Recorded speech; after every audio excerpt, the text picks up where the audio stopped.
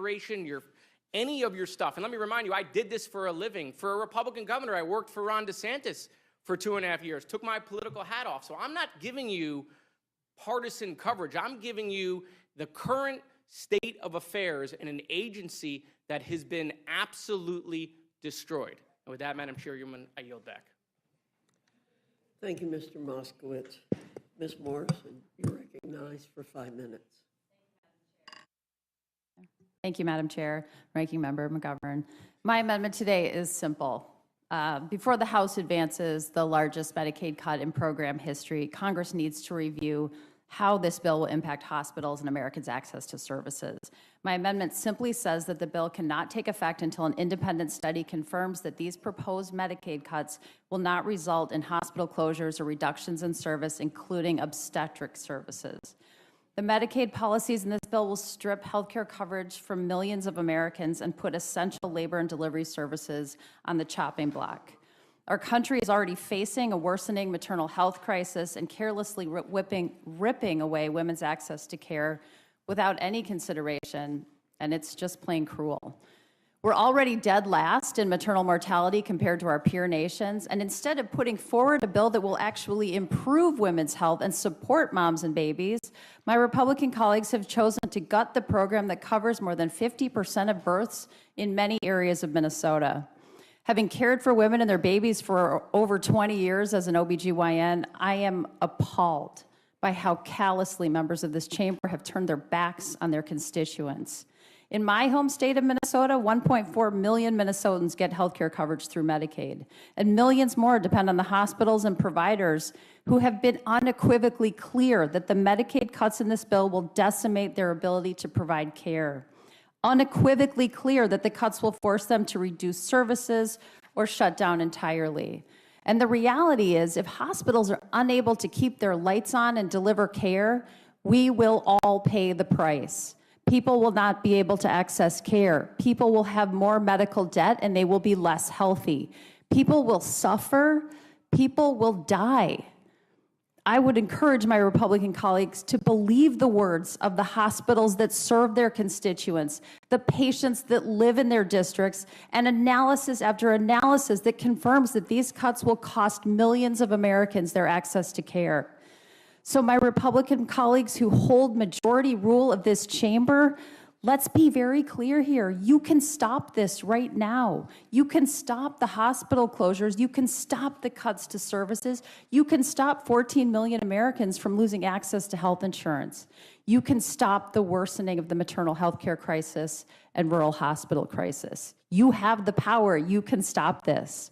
More than a dozen of our Republican colleagues here in the House have spoken out and said they cannot support deep cuts to Medicaid.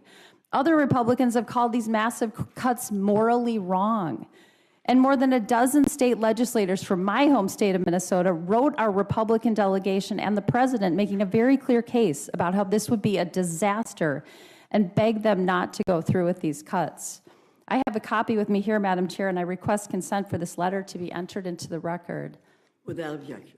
Thank you, Madam Chair. And I'd like to highlight just a couple of their points. The Minnesota Republican legislators wrote, and I quote, "Too deep of a cut is unmanageable in any instance. Massive Medicaid reductions could punish Minnesota for being such a strong leader in greater efficiencies and better outcomes. Drastic reductions to Medicaid funding have the potential to impact the 1.4 million people we serve and place incredible pressure on our overall state budget." And they closed with, "Please remind our good leaders in Washington that simply cutting the budget is not going to take away our responsibilities to the aged, those with disabilities, mental health needs, children, and the poor," end quote. So to my Republican colleagues, please hear the pleas of your state counterparts as you consider this bill today. I also have with me here a letter from Minnesota's nonprofit hospitals, and Madam Chair, I would request consent for this letter to be entered into the record. Without objection. Thank you, Madam Chair. And I'd like to highlight just a couple of their points. They wrote, and I quote, "Any reduction in federal support would trigger immediate consequences. Patients will lose access, hospitals will be forced to reduce services and will face impossible choices. And communities across our state will feel the effects whether they are covered by Medicaid or not. We know these are difficult budget discussions, but cutting Medicaid doesn't erase the need for care. It simply shifts the burden to states, to hospitals, and ultimately to the very people the program is meant to protect. End quote. Their pleas are clear. Their threats are real. The facts are undeniable. So please rule this amendment in order and stop these cuts. I yield, Madam Chair. Thank you. Thank you very much. Ms. Fishbach, do you have any questions? Mr. McGovern? Again, I want to thank all of you for your patience and for being here. And you remind all of us of the fact that the underlying bill, the reconciliation bill, is a lousy piece of legislation. I mean, the attacks on health care, attacks on food assistance, the attacks on public lands, the attacks on FEMA, the attacks, and the indifference on AI, which is a very dangerous thing that we're about to do. I mean, basically saying we're not going to do our job in the Congress, but we're going to prevent states from doing anything to protect the citizens. I mean, just so many things. I mean, this bill should not be coming to the floor. Your amendments are all good, and we're going to make the case that they should be made in order when we get to the point of actually reporting out a rule. But again, I think it is so important that you stayed here and that you made the case as to how we could improve the bill. Did you have? Yeah, go ahead. I was just going to add something that I know is near and dear to your heart because you're such a leader on food insecurity and it's done such incredible work.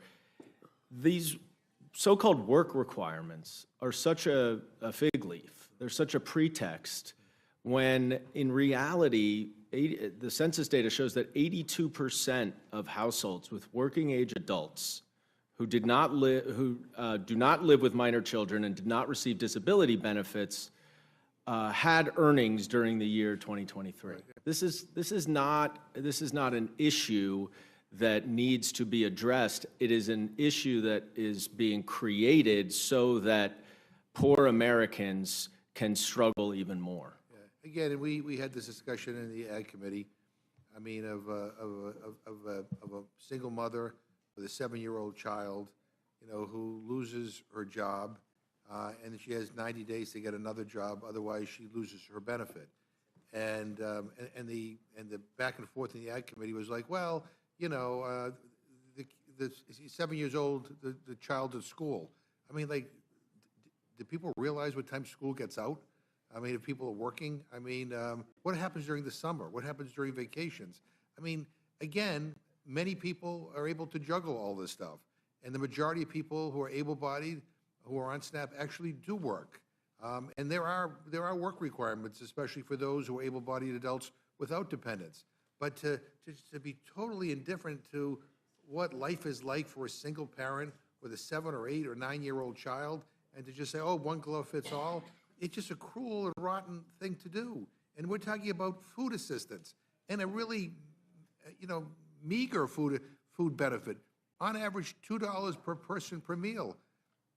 And by the way, with the state cost share that requirement now, many states won't be able to meet that cost share, and so that $2 benefit will get even less. I mean, you can't buy a cup of coffee in the Capitol for $2. And it's like this is where you're going to try to get money to offset tax cuts for billionaires? Like, who does this? Like, who thought this brilliant idea up? I mean, it's just such a terrible thing to do. I mean, there are other things we can do to improve programs. Every program can be improved. But this is not it. And I appreciate your amendment. I appreciate all your amendments and look forward to working with you. I yield back. Thank you. I just, again, wanted to, we'll just wave at this point. I want to thank you all for your amendments and for sticking around so long. Representative Lofgren, I really appreciated your bringing attention to the fact that when cuts are made to scientific research, medical research, it doesn't just harm that research. And of course, we've heard about ovarian cancer trials being paused, people not being able to get treatment that they were hoping would impact their issues, but we then know there's job loss when that happens. We're hearing from universities in my district that students who thought they had internships, which would make them the researchers of tomorrow, are losing those internships. And then we're hearing from contractors and tradespeople that universities, in order to try to preserve some of the research, are diverting funding from capital projects. And then we have contractors losing those jobs and tradespeople being laid off because those things are happening. And Rep. Houlihan, we have so many veterans in southeastern Pennsylvania. I think you and I, we each have about 28,000 veterans in our districts. You've got the Coatesville facility in your district. The Philadelphia VA is adjacent to my district. And of course, we've just tried to expand the benefits available to our veterans through the PACT Act. And at the same time that we're trying to expand those benefits and make sure that people actually get the treatment that they are entitled to, that they've earned through their service, we're seeing these funding cuts and the pulling back. So thank you for amendments bringing attention to all of that and everything that people have put forward. Excuse me, losing my voice. I yield back. Could I just address Thank the science issue briefly? Because we've seen reductions in physics, in mathematics, in chemistry, in computer science, and what we've seen all across the United States is universities reducing the number of doctoral students that they are admitting because they cannot see how to pay for the research. So what's happening? Europe, Canada, and yes, China are recruiting the scientists that we are losing. So we are going to pay a big economic price for a long time for what's already happened. So let's stop the digging and try and recover, because this is going to hit our economy in a way that is really terrible, terrible impact. And I thank you for. Well, and you do bring up another point, which is that these foreign students coming to the U.S., when we are making them feel unwelcome, they often pay full freight. Correct. Which is really, really helpful to our universities, and all of a sudden that's an income source that Well, they the don't number have. of F1 student applications has completely crashed. Yeah. And so, yeah, we're losing money because they subsidize the American students. And then we're also losing, almost 50% of the Nobel Prize winners who are Americans in the sciences were Americans by choice, Americans born someplace else. Those people are not going to be here in our future. So it's a talent drain and a financial drain. Thank you. I yield back. Thanks, Ms. Scanlon. Do my colleagues on my side have any questions? Okay. Well, thank you all very much. Seeing no one else having questions, the panel is excused. Thank you very much for coming. If the next panel we could do, I hope you did this, start down here and move up. Ms. Ansari, Ms. Johnson, Ms. Hayes, Mr. Kassar, Ms. Williams, Mr. Cisneros, Mr. Kurson, and Mr. Takano. Doesn't really matter which seat you sit in. I'll call you by the way you were on this list.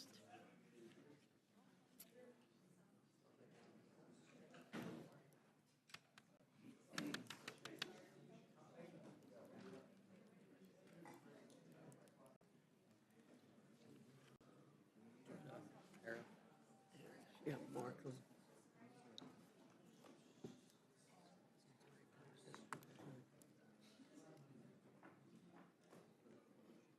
No, Ms. Hayes. No, Kassar. Cisneros. Ms. Ansari, you're recognized for 5 minutes. Thank you, Chairwoman Fox and Ranking Member McGovern, for allowing me the opportunity to join today's hearing. First, let me start by saying that the fact that we have been here since the literal middle of the night at a committee markup that will determine the federal government's budget, something that affects every single American, is absurd. But I'm proud of the showing of Democrats in this room, of colleagues who have been here for decades, alongside some colleagues who, like me, have been here for just a couple of months. We hail from different parts of the country, different backgrounds, different ideas on policy, but we stand united against this bill and the process by which it is moving through this committee. I urge you to support my amendment that would strike the text of the bill and replace it with the Stock Act 2.0. This would prevent government officials and their immediate family members from being able to trade individual stocks. The original Stock Act barred members of Congress, the President, Vice President, and high-level staff from engaging in insider trading or otherwise using non-public information for their own benefit. It also included important updates to financial transparency by requiring these high-ranking government officials to disclose financial transactions to the public. It is because of this latter provision that we discovered earlier this month that the chairman of the committee with jurisdiction over oil and gas, as well as mining lease sales, bought up to $150,000 in stock throughout the month of March. Those stocks included shares of oil companies like ExxonMobil, Chevron, BP, ConocoPhillips, Suncor, and Canadian Natural Resources. They also including mining companies like BHP, Freeport-McMoRan, and Rio Tinto, for whom the largest shareholder is a Chinese state-owned corporation. These oil and mining stock trades took place while the chairman was writing a major portion of this very bill, the portion that is an unprecedented multi-billion-dollar giveaway to oil and mining companies. Now, so many of these CEOs are set to directly benefit from this partisan budget that makes draconian cuts to the programs on which my constituents and my Republican colleagues' constituents rely on. This is bigger than any one member benefiting from a stock trade. It's about this legislation as a whole, a budget that endorses this kind of behavior, uplifts it, and makes it into real policy that benefits the ultra-rich getting richer over everything else. Let's be clear, this so-called big, beautiful bill is not in the interest of the American people. It includes billions of dollars in cuts from critical programs such as SNAP and Medicaid. Over 7.6 million Americans would lose their health insurance just from these cuts. And that doesn't include the millions of Americans that would lose access to health care when hospitals that rely on Medicaid are forced to shut down, all while giving trillions of dollars in handouts to mega corporations and the ultra-wealthy. And now we also know that at least one member of Congress could personally and directly enrich himself from these provisions. This is corruption, plain and simple. My amendment would strike the text of this bill and replace it with legislation that would prevent this sort of corruption from public officials. This is not a partisan issue, it is common sense. Members of Congress should not be able to use their positions of power for personal financial gain, nor should there be a perception of such. We should not have to rely on the self-restraint of members of Congress to resist the temptation of self-dealing and insider trading. It just should not be allowed. Even Speaker Mike Johnson voiced his support for banning stock trading for members of Congress last week, stating that members of Congress should not, quote, have any appearance of impropriety, end quote. The oil and mining stock trade that happened while the chair was writing this bill to give away unprecedented sums to oil and mining industries most certainly has the appearance of impropriety.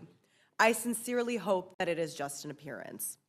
At a time when public trust in Congress is abysmal, we have to work harder to rebuild it. Banning stock trades by members of Congress is the first step. It's the lowest hanging fruit. There is absolutely no reason why Republicans on this committee should oppose this amendment. I urge the committee to make my amendments in order. Thank you. Thank you so very much, Madam Chairman, Ranking Member McGovern. There's so much to talk about in this bill, and I have several amendments, and I want to highlight two of them. But before I do that, I wanted to make some general comments on behalf of the residents of Texas 32 and the great state of Texas. You know, our deficit is at catastrophic levels. We've had multiple committee hearings in this building that suggest we're going to be facing some very impending financial crisis. Our federal credit rating was just reduced. And this bill and the Republicans in this building are voting to add $4 trillion to to the deficit in the most irresponsible way possible, on the backs of hungry children, on the backs of young mothers and families and the poor in this country to keep them from getting health care, on the backs of children and kids who want to get an education in cybersecurity, on the backs of safety of our aviation and our airports, on the backs of FEMA and states for disaster preparedness, on the backs of law enforcement officers who are being routinely terminated, on the backs of woeful areas of across this government for lack of prudent and proper investment to the health and safety and the prosperity of this country. And we're being put in a dire financial strait so that the President of the United States can reward a few of his friends with extra money in their bank account that they don't need, that they can't spend. And the Republicans in this Congress have abdicated all the values that they have campaigned on for decades in homage to this one man. And it is a travesty to this government and to the American people that this is happening. Democrats have been protesting this viciously all through the day in the weeks preceding this to have the American people wake up and say, this is harming you. This bill will hurt the American people. I have an amendment for the Affordable Care Act tax credit. Millions of people get their health care in this country because of the Affordable Care Act. Texas is one of the leading states of it. Our state and our health care system is going to be devastated. And this is a bill that is supposed to give tax cuts. But yet we are removing one of the most critical tax cuts that the American people rely on. It makes absolutely no sense. How can we tout the greatest tax cut bill to the American people at the same time we are cutting one of the most important tax cuts that benefits the vast majority of the American people? And I really would like to urge this committee to restore the tax cuts of the Affordable Care Act. Millions and millions of people in the state of Texas and across this land desperately rely on that to get the desperate needs of healthcare. Small businesses, our new entrepreneurs, the young people who don't work for big corporations with vast amounts of employees to have diversity of risk. They rely on the Affordable Care Act. And health insurance is already one of the leading expenses of a family in this country, and it is prohibitively expensive. And this initiative, the Affordable Care Act, and these tax credits make it possible. The other amendment I would like to address for this committee is to restore funding to FEMA. I sit on the Homeland Security Committee. I've heard so much testimony about the urgent need and the critical role that FEMA plays as the backstop for states and American families when nature and the disaster strike out of the blue without ability to prepare. It's the safety net that is so critically relied on by so many. Our country will be at an peril on our national security, on our preparedness, if we don't have FEMA to come in and put the pieces back together. To just today, horrible tornadoes ripped through Alabama. I mean, no state is free from natural disaster. And Texas is certainly one of the states that has had to rely on FEMA the most. Hurricane Harvey decimated our Gulf Coast. Tornadoes decimate North Texas. We're the 6th largest economy in the world, the state of Texas. And without FEMA, we will be so burdened in putting our country back together that the federal government will also be harmed. I appreciate the consideration for this committee, and I strongly encourage you to adopt my amendments and make them in order. And with that, I yield back. Thank you. Thank you, Ms. Johnson. Ms. Hayes, you're recognized. Thank you. Hungry kids don't learn. This issue has always been important to me. Unless and until you've come into your classroom on a Monday morning and seen a kid with their head down, knowing that they haven't had a decent meal since they left, you can't understand. Unless and until you find yourself automatically packing a second piece of fruit in your lunch because you expect that one of your students is going to ask you for it, you can't understand. It changes you. It does something to you. When I came to Congress, I knew I would work to help address food insecurity. But my Republican colleagues here in this bill seek to exacerbate it. Hunger is a policy choice, and today we're considering legislation that makes the choice to take food away from people, from children. The reconciliation bill we are considering here today is the largest ever cut to the Supplemental Nutrition Assistance Program. Approximately $313 billion will be taken away from the most vulnerable in our country: hungry children, families, veterans, and seniors. Republicans are pushing a legislative package that guts SNAP, the most efficient and effective anti-poverty program in this nation. The cost-sharing provisions in this legislation are going to shift the financial burden to states, forcing the states to cut benefits, eligibility, or both in order to reduce costs. States have always been responsible for hiring staff and administering the benefits they receive through the federal government and paying an equal share with the federal government. Under this bill, a workforce already facing shortages would have more responsibility to address paperwork errors with fewer funds. This bill does nothing to support workforce development or the administrative support that will come as a result of these changes. In my state of Connecticut, the Department of Social Services estimates that this would cost an additional $177 million per year. But based on the FY23 error rates, the state of New York, which would be forced to pay $1.8 billion, Texas, $1.074 billion, Georgia, $82 million, and North Carolina, $584 million in additional costs to administer these programs.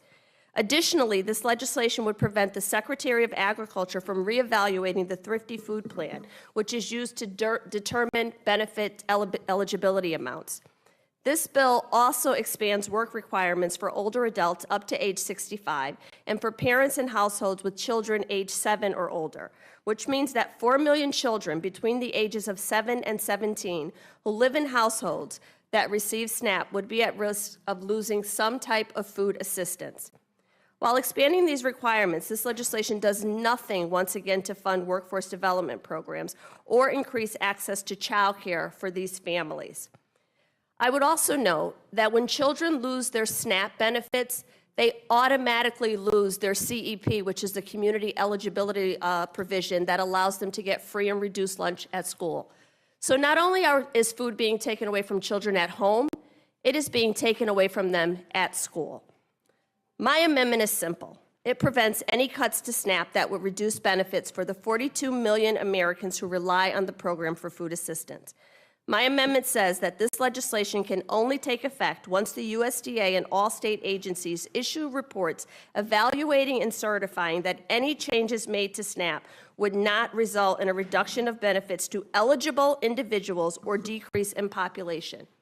SNAP serves 16 million children, 8 million seniors, and 4 million people with disabilities. I've heard over and over and over that the target is able-bodied adults without dependents who have the ability to work. If that is true, and that is the only group you are targeting, then it should be simple to make sure that we are protecting children and families and seniors and those with disabilities from being cut off of these programs. I can't understand why my Republican colleagues would not vote for that. Based on your testimony and everything that you've said in regards to SNAP, these aren't the people you're going after anyway. So we should all work together to ensure that we protect them. I've heard members from the other side of the aisle say that their intention is not to cut benefits. This amendment is your chance to go on the record and do just that. While I question the intent here and where we are going, I understand with fidelity the outcome and who will be affected.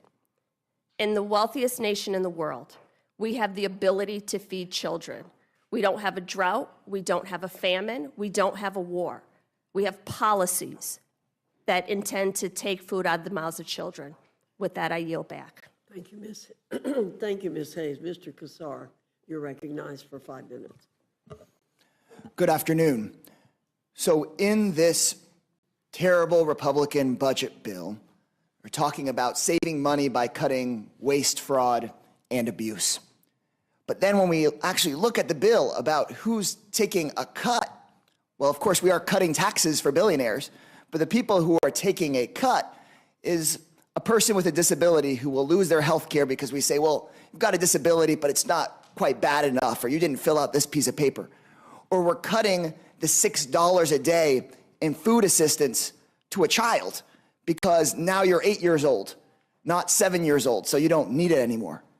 You kidding me? When folks think about waste, fraud, and abuse, we aren't talking about these Americans. If you want to see waste, tens of billions of dollars get milked by big pharma every year off of the taxpayer in the Medicare Advantage program. We could be getting tens of billions of dollars from them.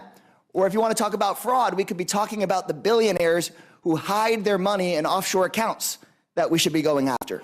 Or if you want to talk about abuse, this bill that's supposed to be saving money has $25 billion in it for Trump's Golden Dome project. That recently was reported, the person most likely to get that money is Elon Musk. So while he's in the White House playing with the president, this bill is sending potentially $25 billion to Elon Musk. When we talk about waste, fraud, and abuse, we should be looking at those folks with lots of power who are milking the taxpayers, not the biggest Medicare cut in American history or the biggest Medicaid cut in American history. So come on, y'all. So one of the amendments I've proposed is pretty simple. Let's say if a federal court finds that Elon Musk abused his power to be able to route money to himself, then we could save ourselves billions of dollars by automatically canceling out these billionaire tax cuts and the billions of dollars in contracts that Elon Musk has. If nobody on this panel thinks that Elon Musk hasn't been abusing his power, then we could just put this amendment in order and take it to a vote. If Elon Musk is found to have abused his power, we can save ourselves a whole bunch of money. And as if that isn't enough of the heart of the hypocrisy here, the Republican Party that campaigned on saving people money, one, is talking about saving billionaires money with their tax cut, and two, in this bill, they're going to jack up the premiums on health care for the people that rely on the marketplace for their health care. And so I will hand the mic over, yield my time to any of my Republican colleagues that want to address the amount of money that their tax-paying citizens are going to have to pay in increased premiums for their health care. If anybody wants to mention, we have the numbers, everybody here has the numbers, how much your constituents are going to have to pay more every year in health care because of this bill. I don't know the numbers for my district. It's going to be a 50% increase, over $400 in my district. And that's actually not even close to how much in many of the Republican districts there's going to be an increase. I would yield the mic. I think we're 78% in my district. 78% in Mr. McGovern's district.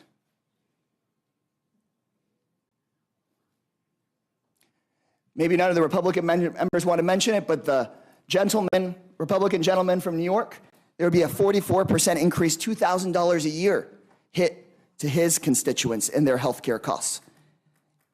The distinguished gentleman from Virginia, his constituents would face an increase in $770 a year in their health care premiums. The distinguished Republican chairwoman of this committee, a 60% increase in health care premiums, and that's on average. The distinguished Republican congresswoman here from Minnesota was recently told here by the committee on the budget that a 60-year-old couple with a joint income of $85,000 a year in her district would see an $11,000 a year increase in their costs while we're giving tax cuts to billionaires. And what bothers me the most is that we want to hide it. Nobody wants here to talk about the fact that they're jacking up insurance costs on their own constituents while giving a billionaire a tax break. Nobody on the Republican side pushing this bill wants to have an in-person town hall and look their constituents in the face and explain to them why they want to hand Elon Musk another $25 billion contract while jacking up your health insurance costs, not just by hundreds, but by thousands of dollars. I yield back.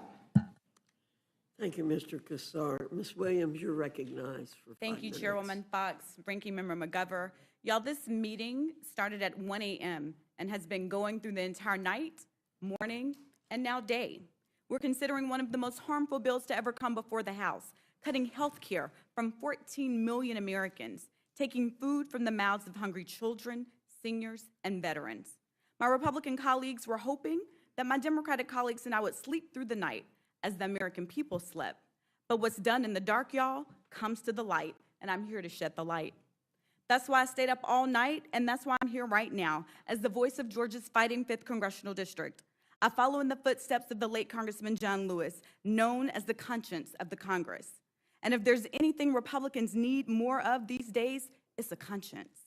Because who with a conscience would rip health care away from 14 million people in this country? Who with a conscience would make the largest cut in history to food benefits for children, seniors, veterans, and people with disabilities? Who with a conscience would add $5 trillion to the deficit with nothing to show for it but billionaire tax cuts? No one with a conscience would do any of that, but that's exactly what this Republican so-called one big beautiful bill would do. Congressman John Lewis would be ashamed of y'all. I know that I am. But you know what? He'd be proud of his Democratic colleagues for making the good trouble by unleashing that on behalf of the American people. House Democrats wrote 537 amendments to your so-called one big beautiful bill. Just because Republicans aren't willing to change their bill to actually help the American people, it definitely won't stop us from offering these amendments because we know that it doesn't have to be this way.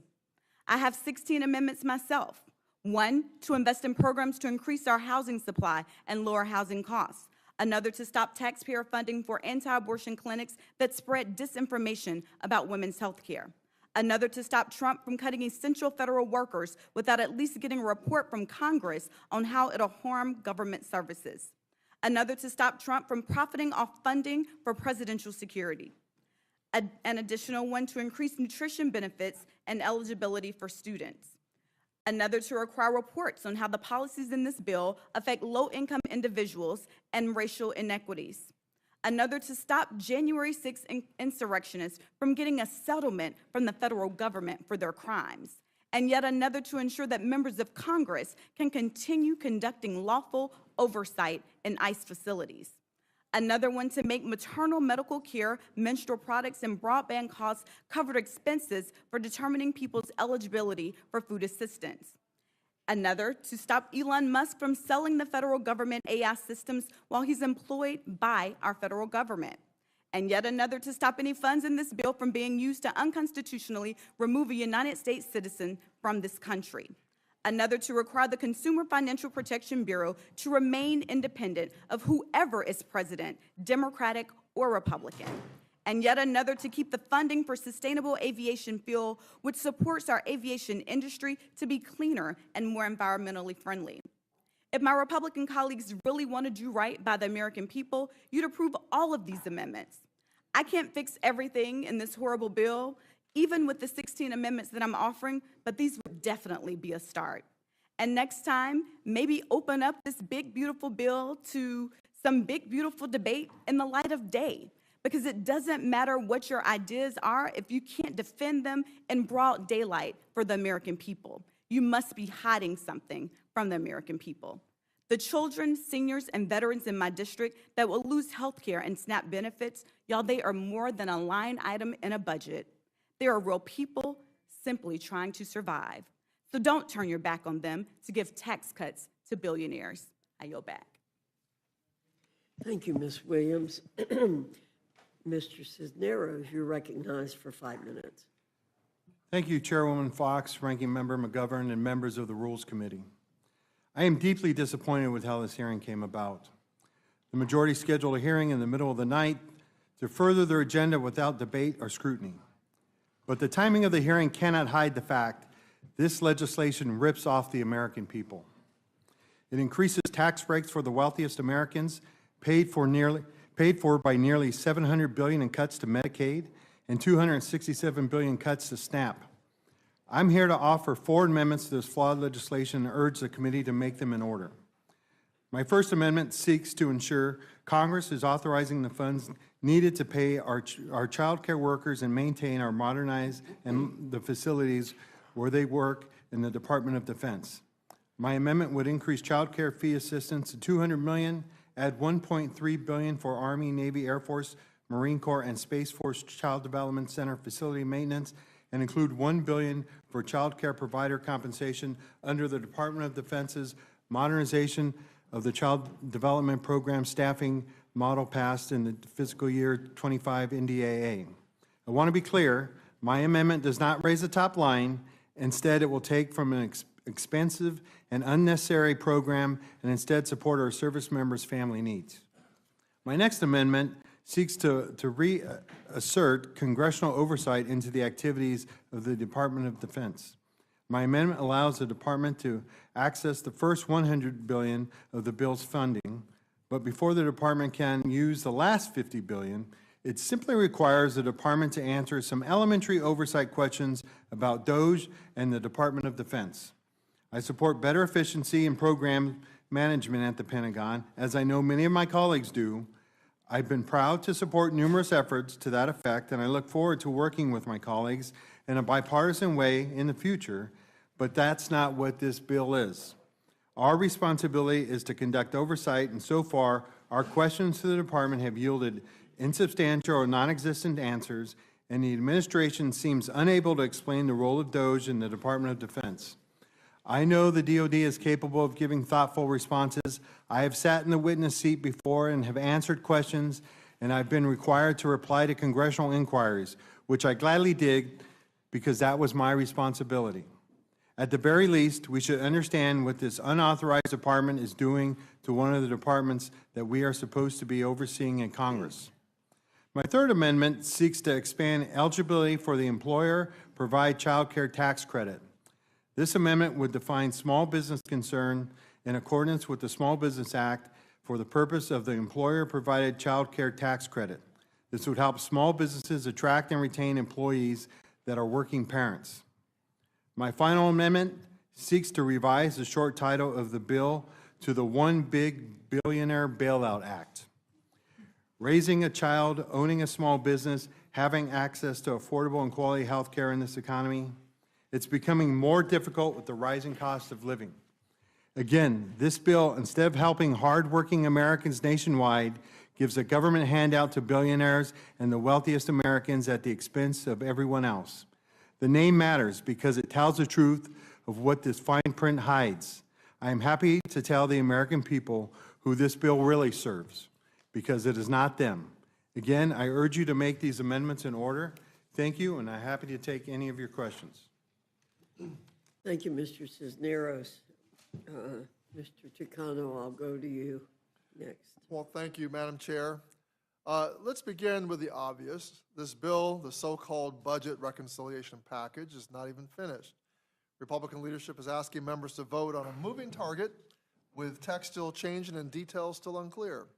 Even Republican members don't know what's in it, but they're being told to rush this to the floor before the holiday weekend so they can hand Donald Trump a political win. Trump has made his demand clear.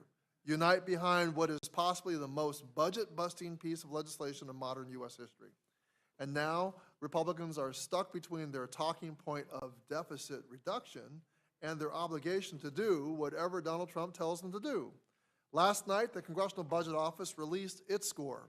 It found that this bill would increase the deficit by $2.3 trillion over the next decade. Let me say that again, $2.3 trillion. That would trigger automatic cuts to Medicare and other vital programs unless Congress steps in. And who benefits? According to the CBO, the richest 10% of Americans would see their incomes go up, while the poorest 10% would see theirs go down.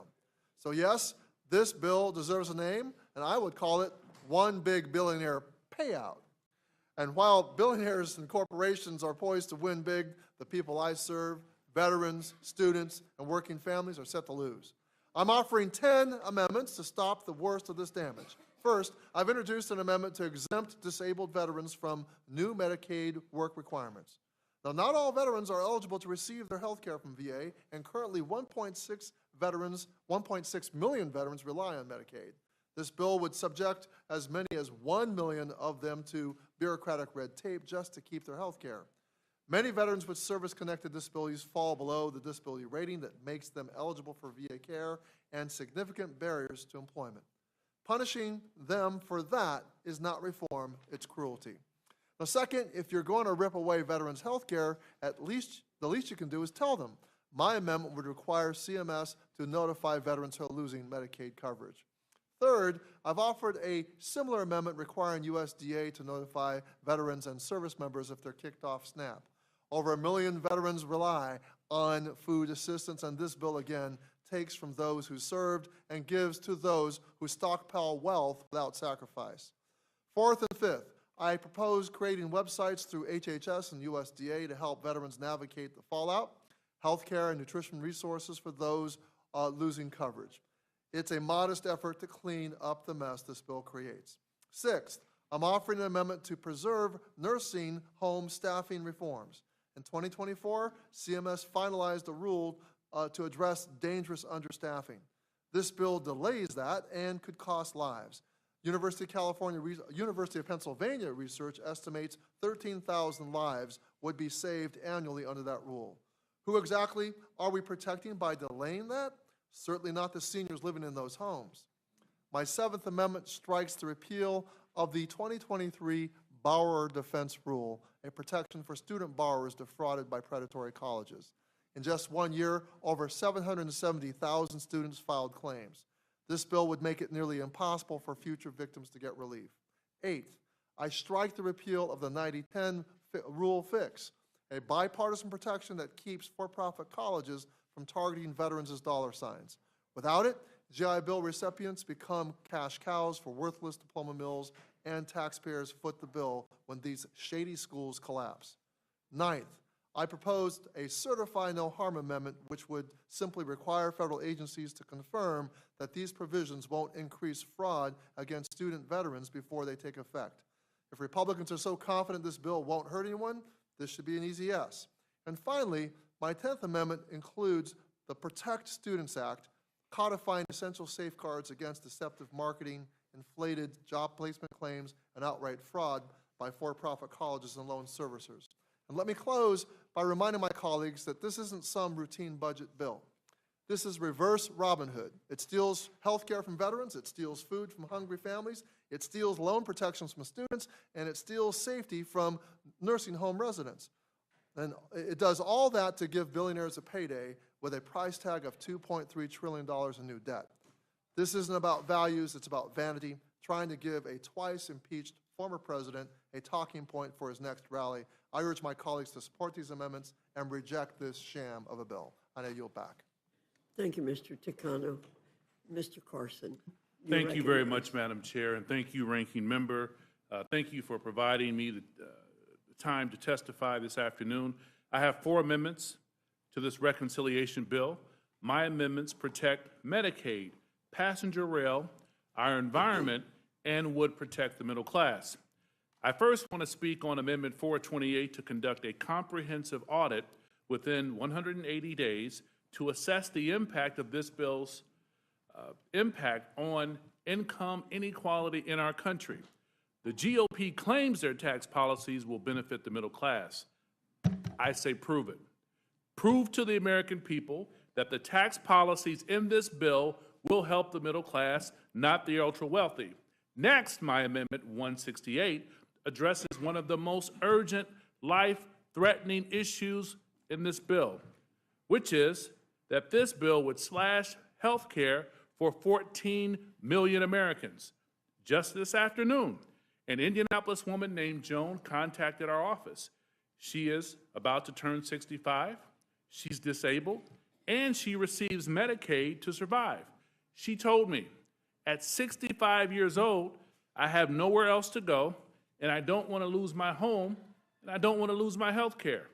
Yesterday evening, I spoke on the House floor about 3 women from my district in Indy, Erica, Bethany, and Carol Ann, who rely on SNAP and Medicaid to survive.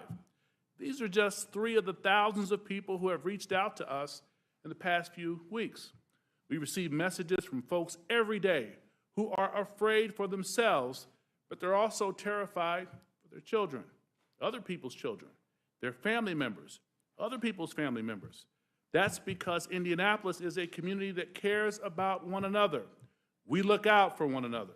It's what we do. It's who we are. I've always been proud of my hometown, but I'm even more proud of hearing the groundswell of support, especially over the last week, from those in Indianapolis who have overwhelmingly told me we must help our neighbors and we must protect Medicaid. I'm here today to fight for the people of Indianapolis who deserve a government that stands with them, not billionaires. This past week, our country has watched members of Congress debate essentially who deserves to live and who deserves to die in our country. For 14 million Americans, health care and Medicaid cuts aren't a political discussion. They are a matter of life and death. 14 million Americans would lose health care under this current bill. That includes newborns, children, seniors, and postpartum mothers, the most vulnerable among us. We've also watched Republican members of Congress deny that this bill will slash Medicaid, even though a nonpartisan analysis found that the Republican budget simply would not be possible without cutting Medicaid and essential health care. And yet, many of my colleagues still deny that this budget will drastically cut essential health care. So, my message to my colleagues is, prove it. If you insist your bill will not hurt Medicaid, if you insist this bill will not snatch health care out of the hands of 14 million men, women, and children, prove it by simply passing my amendment. My amendment would ensure none of the provisions of this bill will take effect if there is an increase in mortality rates due to reduced access to health care services as a result of this bill. If Republicans truly believe this bill is not taking money away from Medicaid to give tax breaks to billionaires, then they should have no problem passing this amendment. If Republicans believe that at a minimum, we should make sure this bill does not cause Americans to die, then they shouldn't have a problem passing my amendment. I would like to close my remarks, Madam Chair and Ranking Member, by reminding us again of Joan, Erica, Bethany, and Carol Ann in the great Hoosier State. I implore you to remember their humanity. 14 million people who stand to lose their health care are relying on us to do the right thing. Protect Medicaid, protect health care, protect our children. I yield back, Madam Chair. Thank you, Mr. Carson. Does anyone on my side wish to ask any questions? Mr. Scott, Mr. Griffith? Okay. Mr. McGovern, you're recognized. Yeah, no, again, I want to thank everybody here for being in the fight. There's too much at stake. I mean, you highlighted many of the concerns that have been echoed over and over again today. Thank you. I mean, Johanna Hayes and I were on the Ag Committee when they marked up the Ag section of this reconciliation bill, and it was maddening. And not just because of the impact of the cuts on children, on vulnerable people, on senior citizens, on veterans, on people with disabilities, but this kind of indifference, like it's no big deal. And it is a big deal. It is a big deal. If you can't put food on the table for your kids, that's a huge deal. That's every parent's worst nightmare. You know, if you're a senior citizen, not being able to afford your medication and your food, that's a big deal. And you know, a lot of the issues that were raised by this panel, you know, point to the fact that it seems that the people who are going to suffer the most are the most vulnerable, and the people who are well off and well connected and have the most are going to get even more. And so, again, I thank you for staying. Some of you have been here like since 1 o'clock in the morning. I've seen you in the hallways at 2 o'clock in the morning, and you know, and so you've been around. And but I really do think it's important that people speak up. And Ms. Hayes. I just want to say that, thank you for that, but as many of you know, I spent my career as a classroom teacher, and when you're on the other side of these processes and you're in a building with children and not really understanding how these policy decisions are being made. Everything from protecting them from gun violence to mental health and wraparound services to something as basic as food. You know, understanding that federal law prohibited the lunch lady from even giving students a sandwich at the end of the day, and instead she had to throw it away. It is heartbreaking. So then to get here and be faced with the realization that there are people who understand what these policies do and still support them. These are not oversights. These are not loopholes. These are policy choices and intentional decisions that are being made. Right now, we are debating legislation once again. I mean, I saw it in the debt ceiling negotiations, in the CR, in every budget every year, and now in reconciliation, where we move from hypotheticals to reduce food benefits that directly impact children. And it's something that I will never understand for as long as I am in this body. I will also never stop fighting for those kids, because I understand that they deserve a chance. And in the same breath where we are talking about subsidies and tax cuts and corporations and tax breaks and even deductions, something as basic as food should just not be an issue. And the idea of, I've heard many people just keep throwing out waste and fraud and abuse. If that was truly the concern, we would be supporting SNAP administrators and making sure that we had highly qualified staff to process these applications. If that was truly the concern, we would be investing in workforce development to put people back to work. Because I can tell you, no one wants to be poor. And $6 per person per day is not a come up. And if we're really interested in fraud, waste, and abuse, I don't know why we don't look at the Department of Defense, which can't seem to pass an audit, but that we're giving No, them, we've increased their yeah, budget. we're increasing their budget. But this is a fight worth having, and I'm glad you're all in the fight. With that, I yield back. Thank you, Mr. McGovern. Ms. Scanlon. Yeah, I appreciate Mr. Carson's amendment, which really tries to get at what the underlying principles are in this bill, and is this tax policy really going to help people? And as we've been locked in our little room here for the last however long, 2 hours ago, I've got an article from CNBC. Dow slides more than 800 points as spiking Treasury yields and deficit fears spur a sell-off. And there's multiple articles out there now talking about the fact that this bill moving through with its deficit increases, although they're being used to justify all these cuts to essential services, but the fact that this is going to explode the deficit is causing another stock market dip and causing Treasury bonds, something I never thought I'd spend a lot of time talking about, to spike. You know, it's just, it undercuts the whole argument for this bill. So thank you for thinking about that. I yield back. Thank you, Ms. Scanlon. Mr. Neguse. Thank you. Ms. Leisure Fernandez. Thank you. And thank you very much. I mean, I think a lot of what we have been talking about today is what is fair, right? What is right for the American people, how we build back trust up, and how what we're seeing in this bill is this big transfer, this favoritism to the wealthy, this prioritizing them over the hungry kids in the classroom, over the families who need that assistance with the health care premiums, the Affordable Care Act. Americans love the Affordable Care Act, right? And one of the ways, Representative Ansari, when you suggest we do the Stock Act, you're essentially saying, let's put trust back in the system. Is that right? I mean, what is the impetus for that?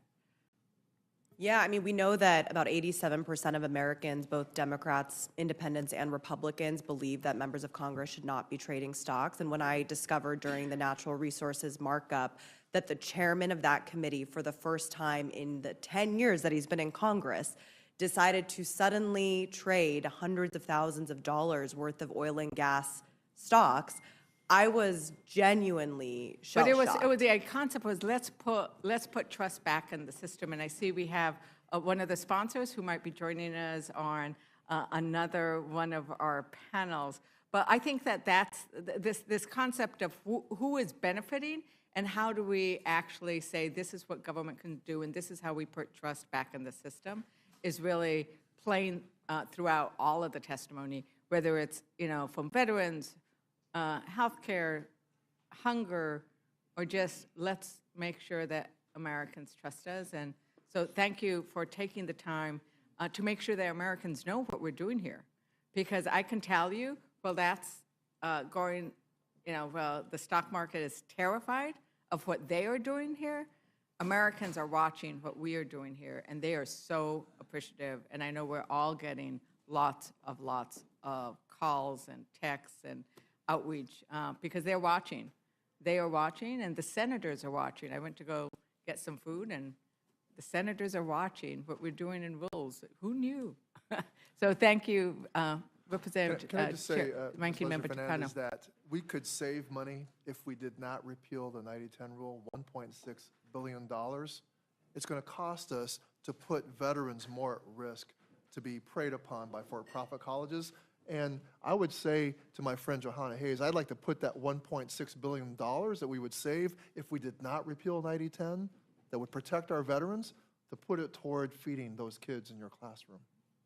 Yeah, that's what all this is about, is who do we prioritize, right? Let's feed the kids. Thank you, Madam Chairwoman. I yield back. Thank you, Ms. Ledger Fernandez. There being no further questions, the panel is dismissed.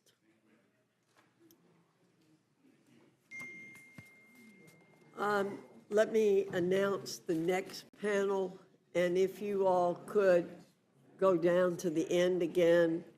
Mr. Ruiz, Dr. Adams, Ms. Matsui, Ms. Brown, Mr. Liccardo, Mr. Correa, Ms. Sanchez, Mr. Menendez.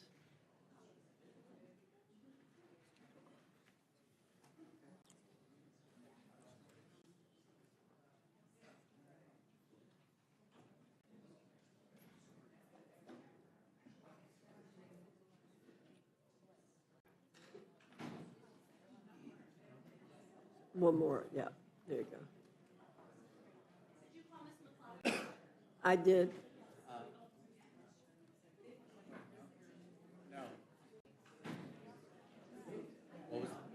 Ms. Liccardo. Liccardo.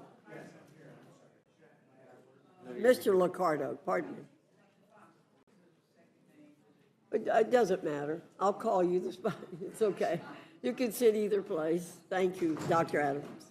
I'll call you number 2, even if you're the third chair.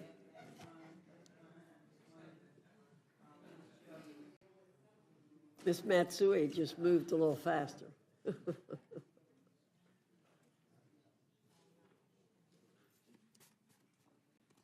Well, thank you all very much for being here this afternoon.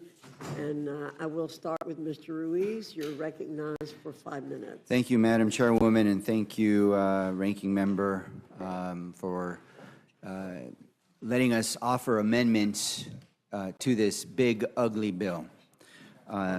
We all know that taking health insurance away from 13.7 million people, 12.4 million U.S. citizens is going to cause an increase in those that are uninsured.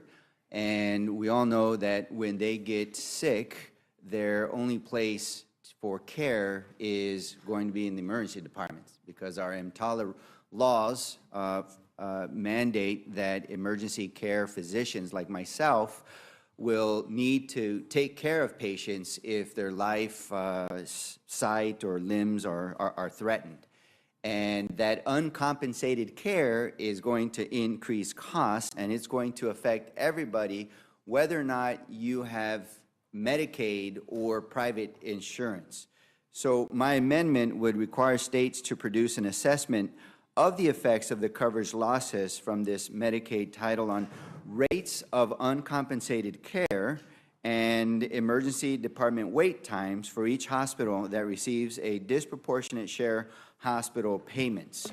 We know that the increase in the population that goes into the hospitals that are uncompensated, that goes into the emergency department, will result in longer wait times to see a physician. There will be increase in overcrowdedness in the hospitals. The hospitals would bear a larger burden of those costs, and hospitals will do several things to make up for that. One is they will increase their own costs. And two, they will fire healthcare providers. And three, the other thing they will do is they will start to eliminate the services that don't bring a lot of revenue into the hospital. And those services usually are pediatrics and they're labor and delivery. So children will be affected.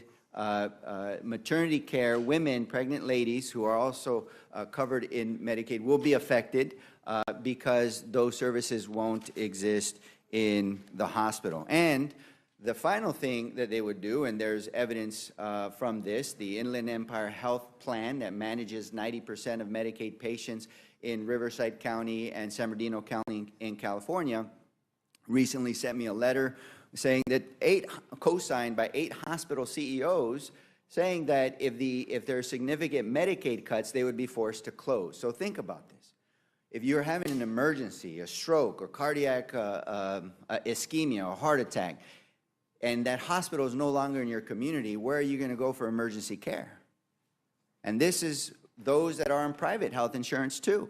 This is how cutting Medicaid is going to affect everybody. The second amendment that I co-introduced with Alexandria Ocasio-Cortez will go after fraud and reinvest in Medicaid Advantage by going after the overcoding problem that exists and take those monies that are saved and reinvest in Medicare.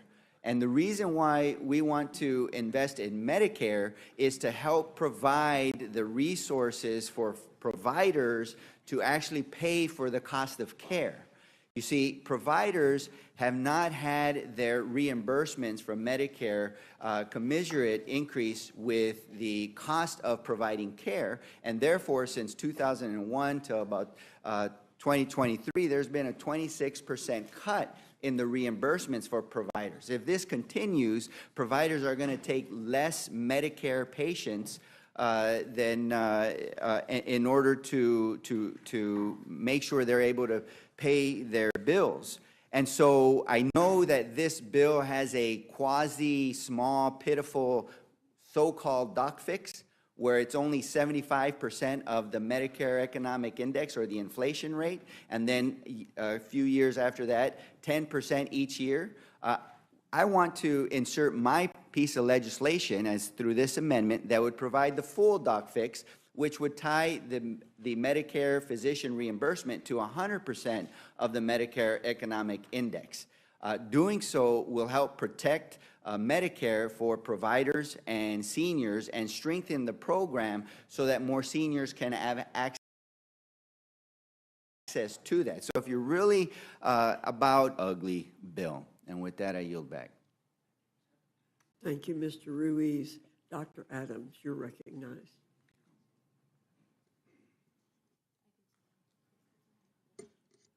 Thank you, Madam Chair, and thank you to the ranking member for the opportunity to speak this evening.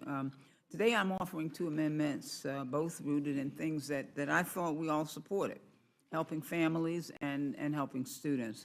But let me start by saying that absolutely there's nothing about this bill that's beautiful. It's actually a big ugly bill, and probably one of the ugliest that I've seen from this chamber.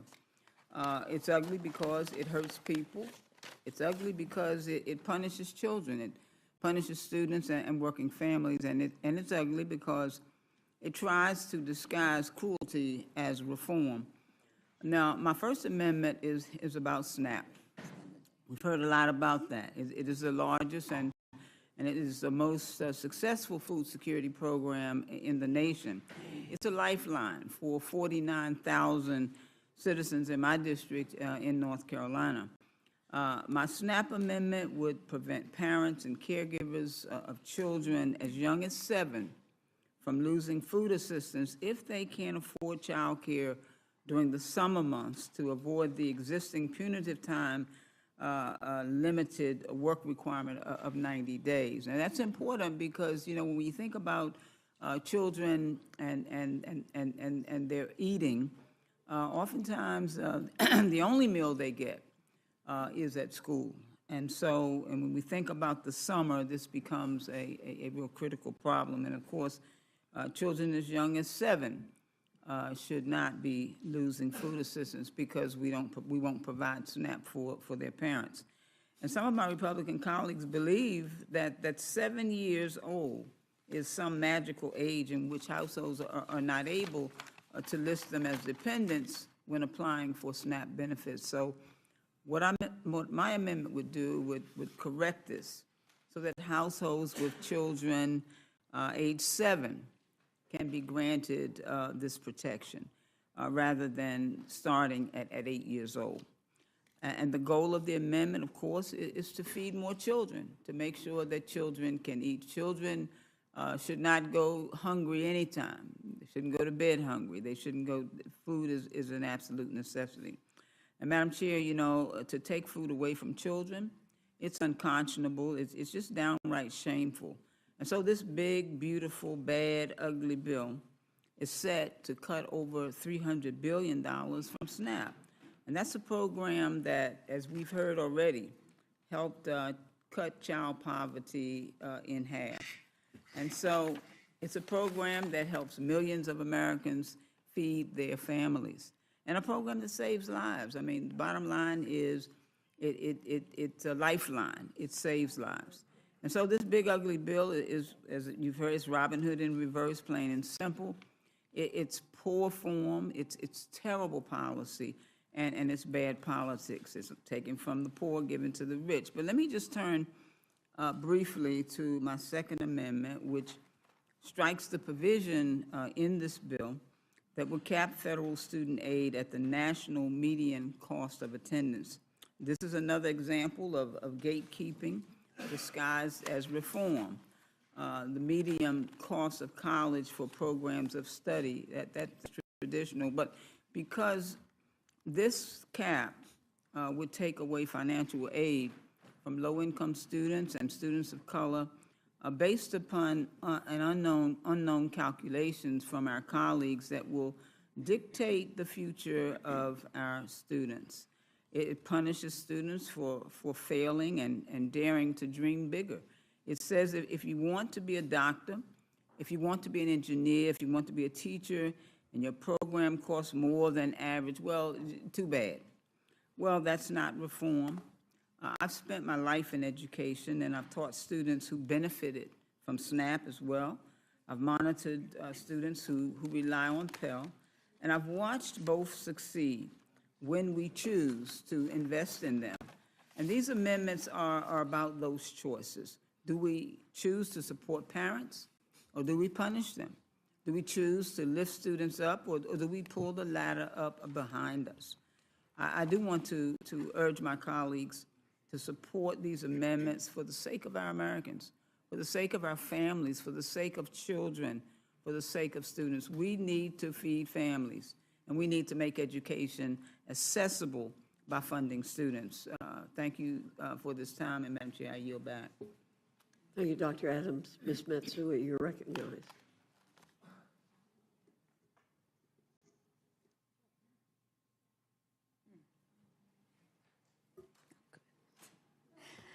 Madam Chair and Ranking Member McGovern, I have 2 amendments on this rule. I'd like to offer these 2 amendments. My first amendment is simple. It protects Medicaid eligibility for pregnant people, children, parents of dependent children, and people with disabilities. Republicans keep insisting that their bill won't harm vulnerable Americans, that it won't touch people who really need Medicaid. But that's simply not true. That's not true. They said they should have no problem supporting. Then they should have no problem supporting my amendment. These are the very groups Republicans claim they want to protect. But If they're serious, they should support it, but I doubt they will because the only way to claim $800 billion in savings is to keep people like Christine, who is a single mom in my district, and millions of others off their coverage. Let's take a second to think about what this means in a person's life, not just as a line item on a spreadsheet. Christine is a single mom doing everything she can to support her 2 kids. She has been interviewing for jobs but has struggled to land full-time work. In the meantime, Medicaid is how she keeps her family healthy. Because of Medicaid, her children get regular checkups. Her son even recently got braces. That's what Medicaid means to this family, and not a number on a chart, but a healthier future. This bill is filled with red tape and impossible bureaucratic hurdles. It would throw families off of Medicaid and rip away life-saving care, not just from parents, but from children whose health care is tied to their parents. Of the more than 13 million people who will lose their care under this bill, 4.7 million would be because of the red tape requirements in this bill. That would undoubtedly include parents. It will undoubtedly include children, and it will undoubtedly include people with disabilities. So if Republicans are serious about protecting the people they claim to care about, they should support my amendment. And just as this bill undermines health care, it is also weakening our digital security. My second amendment addresses a critical threat, cybersecurity failures that put Americans at risk. It would require cabinet-level officials to receive basic cybersecurity training before auctioning off critical spectrum. That includes following rules about secure communication, rules this administration has routinely ignored. Cyber attacks like Salt Typhoon just show how vulnerable we are, yet instead of strengthening our cyber defenses, the Trump administration is gutting them and turning a blind eye to basic security protocols. We cannot allow sensitive data, health records, or public safety systems to be compromised because this administration refuses to take cybersecurity seriously. So let's be clear. Both of my amendments protect American families. One defends their health care, the other defends their digital safety. If my Republican colleagues truly care about protecting families, they would vote yes on both. I yield the balance of my time. Thank you very much, Ms. Matsui. Ms. Brown, you're recognized. Thank you, Madam Chair, for the opportunity to speak on this amendment. My amendment would strike an especially harsh provision in this bill that is rooted in cruelty, not policy. This simple, straightforward amendment would strike the work requirement provision in this big, bad, ugly bill that lowers the age of what we call a dependent child from 18 to 7. From 18 years old to 7 years old.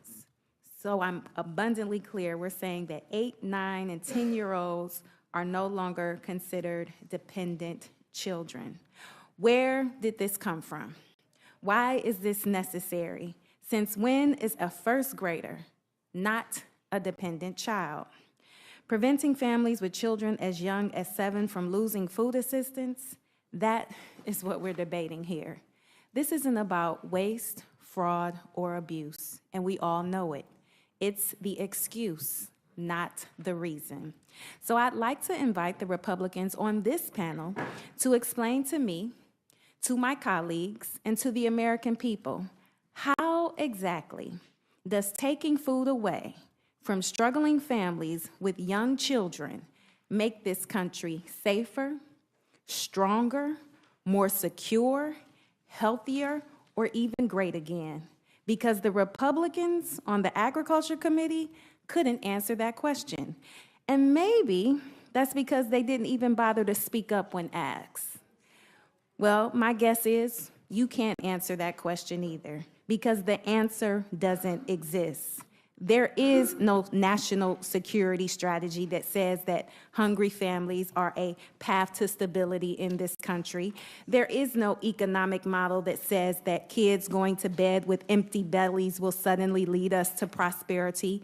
The only reason this provision is, the only reason for this provision is to put some cash in the bank so Republicans can turn around and hand out tax cuts for the wealthiest in this country.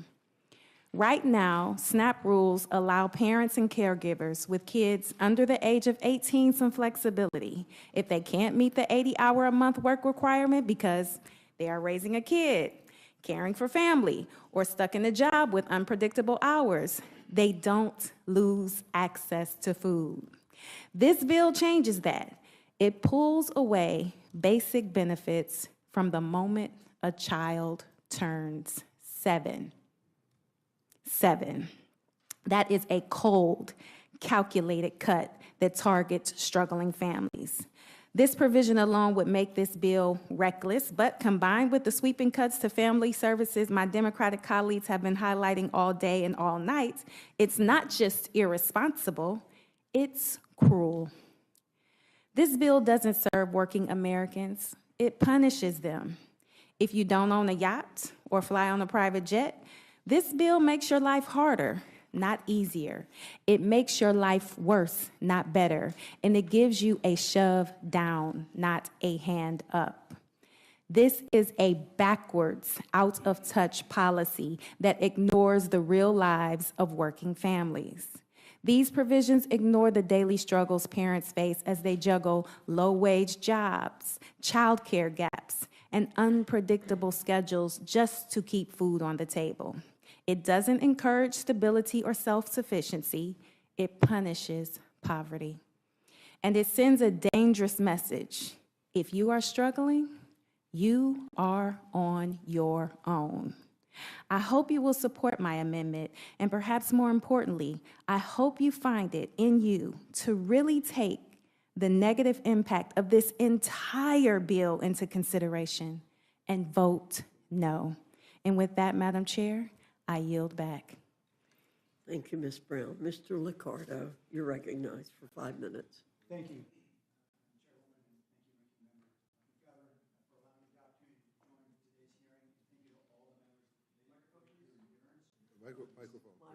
Okay. Thank you very much. I'll try that again. Thank you, Madam Chairwoman and Ranking Member, and thank you to all the members of this committee for your endurance over these last 17 hours. I urge the committee to make my amendments in order to take those amendments, amendments 50, 51, and 166, but rather than delving into the details of those amendments, I'd like to express a larger concern about what I call the big bloated borrowing bill. I'd like to talk about what this budget and its borrowing does to our children. In March, I visited Meadows Elementary in East San Jose, where I read a favorite book, The Giving Tree, to a group of fourth graders in a high-need neighborhood in East San Jose. And afterward, a tall girl sitting in the front asked me what it is that we do in Congress to help kids like them. And I talked to her about school lunches. I talked to her about helping her and her mom when they go to the doctor. And I talked to her about how when she has dreams to go to college, we can help her with what we call Pell Grants. No longer, not if this budget is approved. You've heard from my colleagues over the last 17 hours about what this proposed budget will do for our children. Yesterday, the Urban Institute issued a report revealing that the reconciliation bill could cause up to 18.3 million children to lose their access to free school meals. We know many of those children will rely on that meal as their only and their best source of nutrition. We also know that children comprise 40% of the estimated 9.7 to 14 million Americans who will lose their health insurance because of these cuts. Packard Foundation report just revealed that 914,000 children alone will lose their health insurance because the parents getting knocked out as a result of the work requirement, or at least not being able to complete the laborious paperwork for that. I know you've heard all of this in one form or another from my Democratic colleagues over the last 17 hours, but I want to actually talk about what you're hearing from your Republican colleagues. When I'm told you've heard from some of your colleagues, quietly in caucus meetings, of course, only a few of them have spoken in public, that this is the most fiscally irresponsible budget in U.S. history. It will add, according to the CBO, $479 billion to next year's deficit, and it will add as well another $3 trillion, of course, to our debt over the next 10 years, accelerating a prodigious rate of accumulating debt. That's not just, of course, their opinion or my opinion. It's the opinion of the market, which has told us clearly. Last week, Moody's downgraded U.S. Treasuries for the first time in my lifetime based on its assessment of, quote, current fiscal proposals. Tomorrow's Wall Street Journal is already online if you'd like to check it out. The lead story in the markets, a weak auction for 20-year bonds, exacerbated worries about rising deficits, and I'm quoting, in Washington, and drove sharp declines for stocks and bonds, sending the Dow Jones down more than 800 points and the 30-year Treasury bond yield to its highest level in 2 years. This fiscal irresponsibility will bring a parade of horribles, to be sure, but among them will be the fact that it's going to cost more for Americans to invest and borrow, because as we continue to squeeze out private sector borrowing, we will see those rates rise. In this case, both Democratic and Republican critics of this bill are correct. Two things can be true. We can be bipartisan about this. This is a colossally awful budget. And we should be bipartisan about supporting our children as well, because our kids are neither Republican nor Democratic. They need all of us to get it right for them. So let me attempt to bring these two threads together in one bipartisan message. This budget will hurt our children, because not only are you cutting spending of our money for them, but you are spending their money for us. In other words, you're stealing our children's future. And there's one reason why you're inflicting so much pain, and one reason only, and that is because Donald Trump has painted himself and all of you into a corner with a promise for a $5 trillion tax cut that you don't know how to pay for, and you cannot cut enough to pay for. But the billionaires will do very well. On the other hand, history will never forgive us, collectively, and our children shouldn't either. Thank you. I yield my time. Gentleman yields back, and now recognize the gentleman from California, Mr. Correa. Mr. Chairman, Ranking Member, the hour is late. You should get the Marco Polo Award, not for distance, but rather for stamina. 17 hours. I do have 5 amendments. I'm going to be brief, but these amendments are very important. These deal with a very important American issue, which is immigration. First Amendment, number 59, will deal with our men and women in uniform. Less than 1% of Americans serve in our armed forces. Imagine a situation where a soldier stationed overseas, all of a sudden he gets a phone call that his spouse has been arrested by ICE and deported because he or she is undocumented. That is not the way we want to treat our soldiers, our men and women in uniform. They make enough sacrifices, but to have their spouses deported is unconscionable and un-American. My amendment would simply say that the Secretary of Homeland Security may not use any funds under this subtitle to remove an alien who is a spouse of a member of the armed forces on active duty. This is an important issue. I hope this committee will look upon it as an important issue for men and women in uniform. Mr. Chairman and Ranking Member, my second amendment, number 61, deals with immigration as well. Question is, why would ICE agents go to schools, elementary schools, to enforce ICE laws to deport individuals? Why would you want to terrorize children? My amendment simply says, none of the funds made available by this title may be used to conduct an immigration enforcement action at an elementary school. Why in God's name would ICE show up to an elementary school to threaten to deport children? Mr. Chairman and Ranking Member, my third amendment, number 64,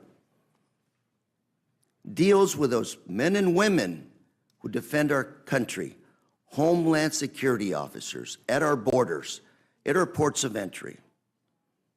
And what we ask is you respect their collective bargaining rights.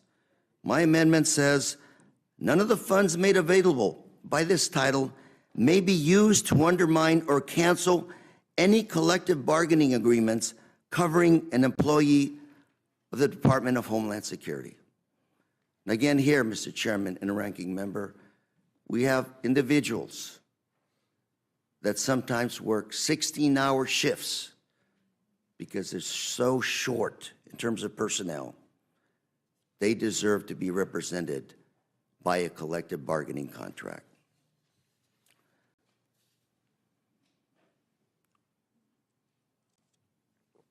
Mr. Chairman and Ranking Member, my next amendment, number 230. We often say in this country, all gave some, and many made the ultimate sacrifice when we are honoring our veterans.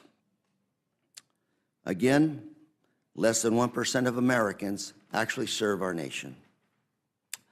A lot of our veterans go off and fight, come back with invisible wounds that later on turn into PTSD, and they get into trouble with the law. A lot of these veterans, green card holders, when they join the military, are promised that they will be American citizens when they are honorably discharged. Such is not the case. Veterans that take an oath to the United States of America, veterans that are ready to lay it all down, make the ultimate sacrifice for our country, and then they're deported because they're found guilty of a crime involving moral turpitude. Mr. Chairman, my bill simply says none of the funds made available by this subtitle may be used to remove from the United States a veteran who was honorably discharged unless an immigration judge has determined after weighing all equities that that individual should be removed. All what I'm asking is, before you deport this veteran, look at his whole history of service to our country.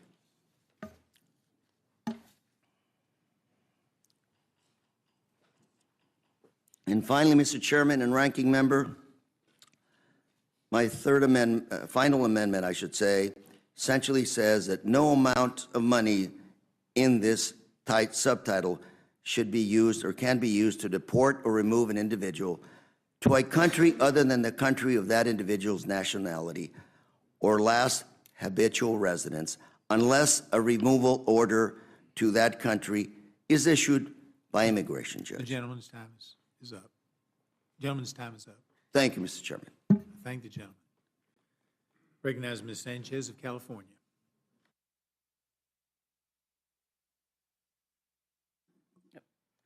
I want to begin by thanking the Rules Committee for the opportunity to offer amendments to this fluid, false, and frankly offensive bill.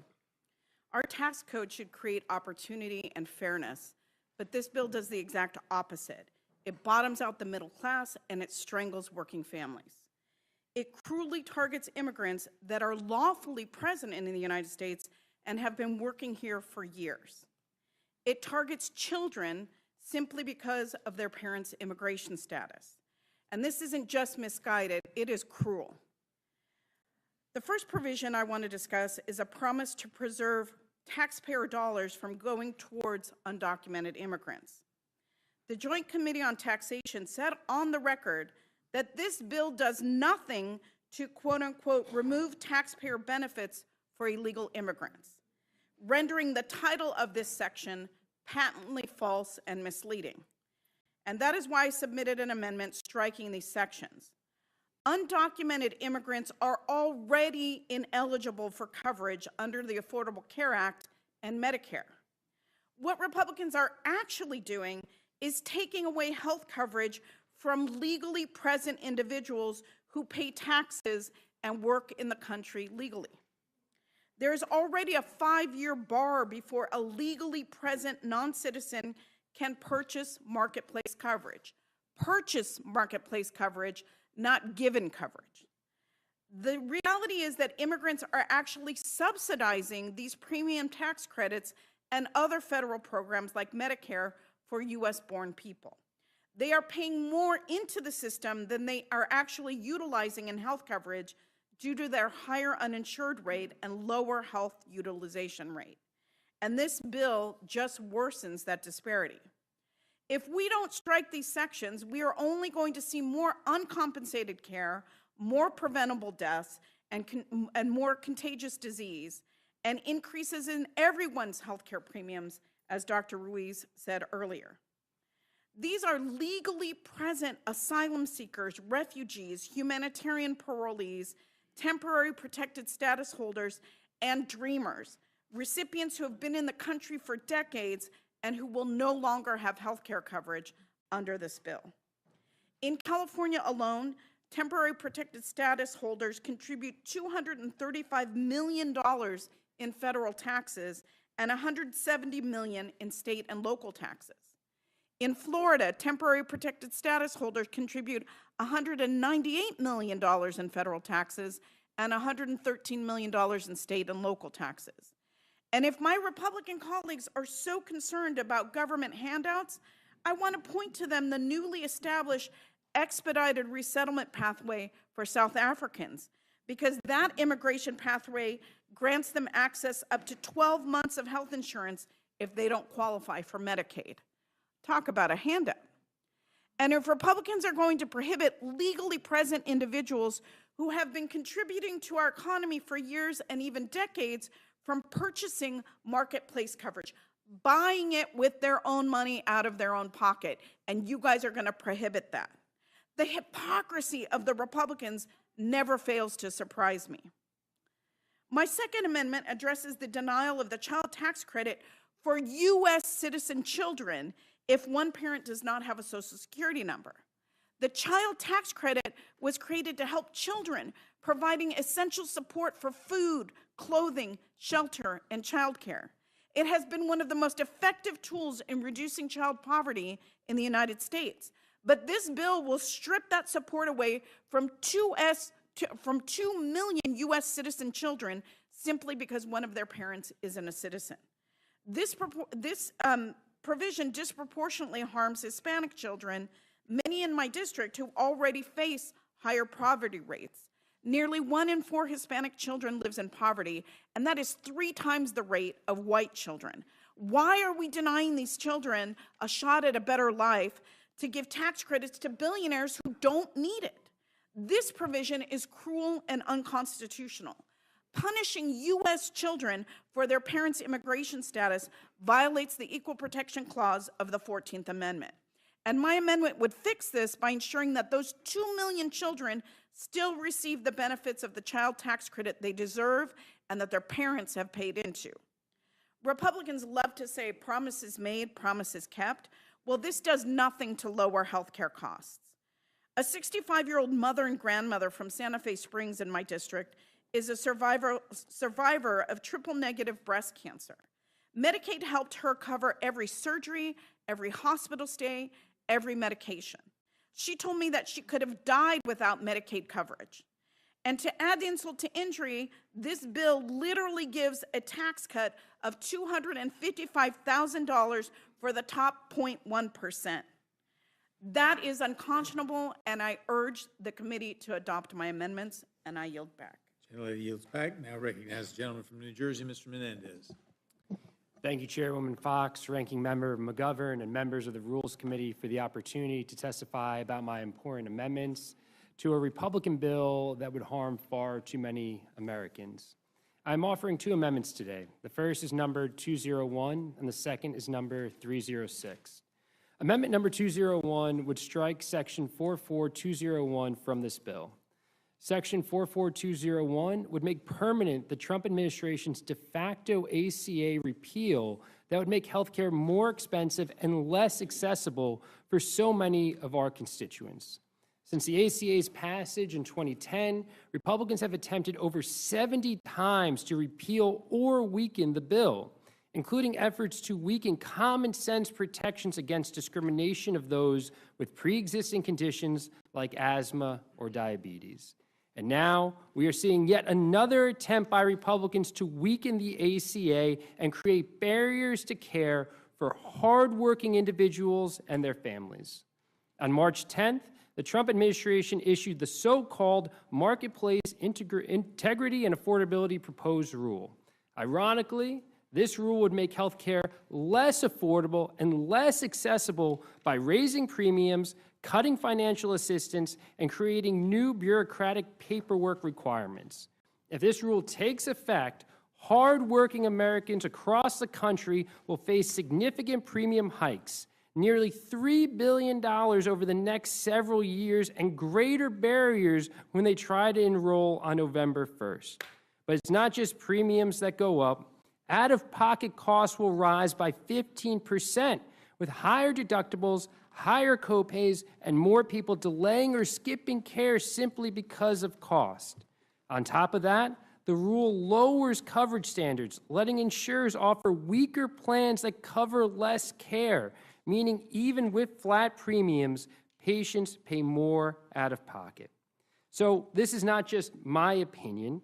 An internal analysis from the first Trump administration warned that these changes will cause coverage losses, premium spikes, and significant market disruption. The administration has also admitted that under this rule, 2 million individuals will lose health care coverage in 2026. This rule is a direct attack on the people that the ACA was designed to protect. It targets working families, low-income individuals, and people with chronic conditions. This rule isn't about integrity, it's about exclusion. So no, we shouldn't codify this harmful rule into law. We should stop it. I urge my colleagues to support this amendment. The second amendment I'd like to discuss today would strike the section of this bill that repeals and rescinds grant funding for reducing air pollution at schools. And I have to repeat this fact. My second amendment would strike the section of this bill, this Republican bill, that repeals and rescinds grant funding for reducing air pollution at schools. At schools. We have an administration that claims to be promoting an agenda that will make our nation and families healthier. As a father and a legislator, there is nothing more important to me than protecting our nation's children.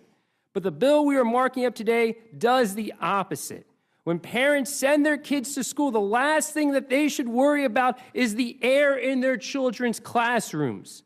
We know that indoor air pollutants pose serious health risks to children, and air pollution can affect educational outcomes. According to data from Centers for Disease Control and Prevention, whose funding the Trump administration has proposed cutting in half, in a classroom of 30 children, 3 are likely to have asthma.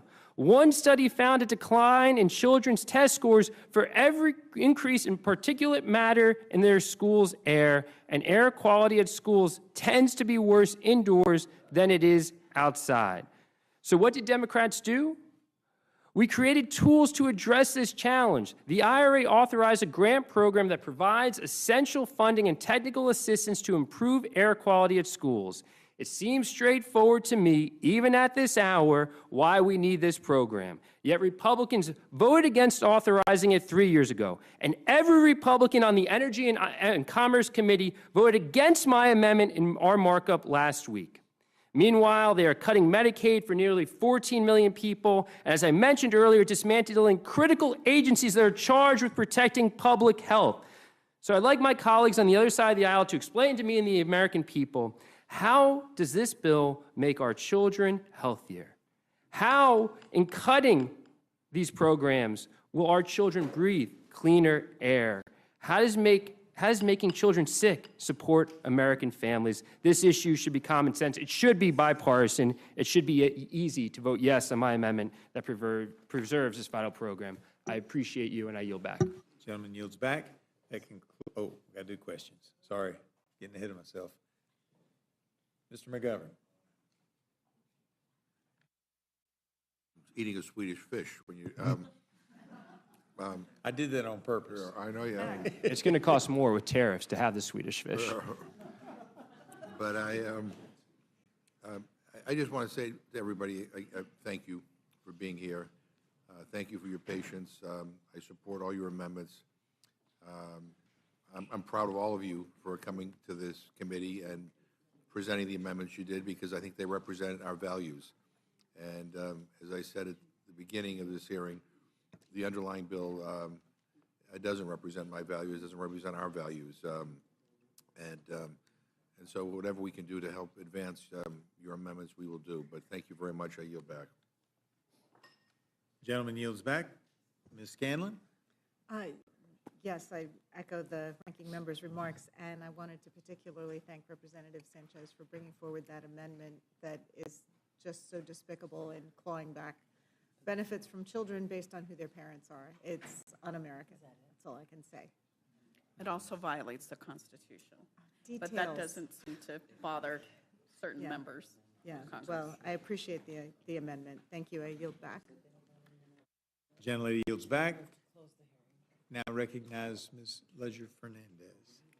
Thank you very much. And, you know, I noted, Representative Ricardo, that you kind of said something that we are all hearing, right? We keep hearing from Republicans that they don't like this bill. They whisper it to us. They complain about it. But they are so terrified of Trump that they are not having the courage to actually vote no. But we'll see. We'll see. But, you know, with regards to the amendments proposed with regards to immigration, I just wanted to seek unanimous consent to enter into the record an article in Defense One, and Defense One, as you know, is a highly regarded military publication, titled Immigrants Show Greater Willingness to Join the Military, Study Shows. Without objection, so ordered.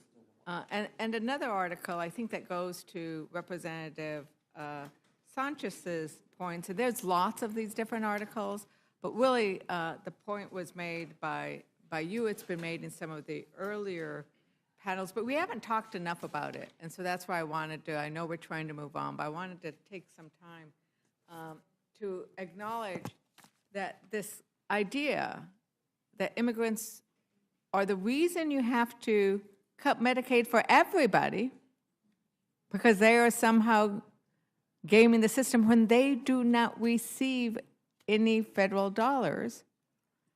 And indeed, the article that I would seek unanimous consent to is just one of many that center on budget and policy priorities. Immigrants contribute greatly to the Social Security Trust Fund solvency, which demonstrates, Mr. Chairman, I seek unanimous consent.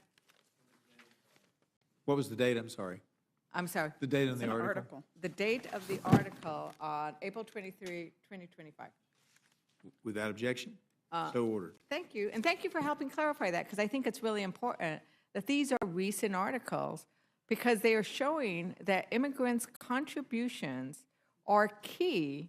And this one shows that if it weren't for immigrants who pay taxes but often don't receive any of the benefits, our Social Security would be in deeper trouble than it already is. And you look at that across the board over and over. And so I'm going to introduce these articles, and I know we want to move forward because we have all these wonderful members who are coming here to tell us all the other new things. This is the great thing about these hearings is we're hearing all of these unique factors that you are all bringing to the fact that we are ignoring our cybersecurity. He got rid of Trump. Trump got rid of, right? I mean, you're laughing because I don't even have to say it, right? Because it's shameful that we have made ourselves more at risk because of what he has done in terms of opening up our vulnerabilities to Russia. That's one of your concerns, correct, Representative Matsui? Yeah. So thank you very much for raising those. I didn't know if you wanted to do anything else quickly on either of those. If I could just respond, it is the biggest lie in the world that immigrants take more from the system than they pay in. Immigrants pay into the system, they work hard, they pay taxes, they're not even eligible for those benefits. And yet other Americans are told the reason why there's waste, fraud, and abuse is because of immigrants. It's patently false. It's lies, and it's meant to divide our country. And so the amendments that I'm introducing are trying to strike those provisions that treat immigrants unfairly, immigrants who pay into the system and are not eligible for the benefits. Yeah, and in this article from Defense One, it's interesting, the articles you start reading, you know, once you get to Congress, like who knew I would start reading military articles? But, you know, that U.S. are more willing to fight for their country. And what they're fighting for, as it goes in to discuss, is the ideals of the country, the ideals of the Constitution. And that is something that I think we need to remember, that we're dealing with a tax bill and cutting essential benefits, but they are wrapping it around elements that are undermining the ideals of this country as a place where we create opportunity for everybody, whether you're native born from West Virginia or you're an immigrant or married in. I would only suggest that, and maybe I could discuss it with you later, the idea that it should be any family who is not just the spouse, but also the children who are married into the military. But with that, you wanted to say something? I just want to just join my colleague, Congressman Matsui, to your point about cybersecurity. I mean, this is, when I was on Homeland Security on the cybersecurity subcommittee, this was something that had bipartisan support. And this is something that we should all be in agreement on. Yeah. We're watching an administration dismantle CISA and our cybersecurity workforce at a time that we need to be growing it. And instead of having a strong federal response to all the attacks that we're seeing both in private and public sector to our critical infrastructure, we're saying that the states and municipalities have to handle it when they don't have the resources to. And so I appreciate Congresswoman Matsui's leadership on this issue and her amendment, because it is something that should have bipartisan support, because it has historically had bipartisan support, because it's an issue of national security.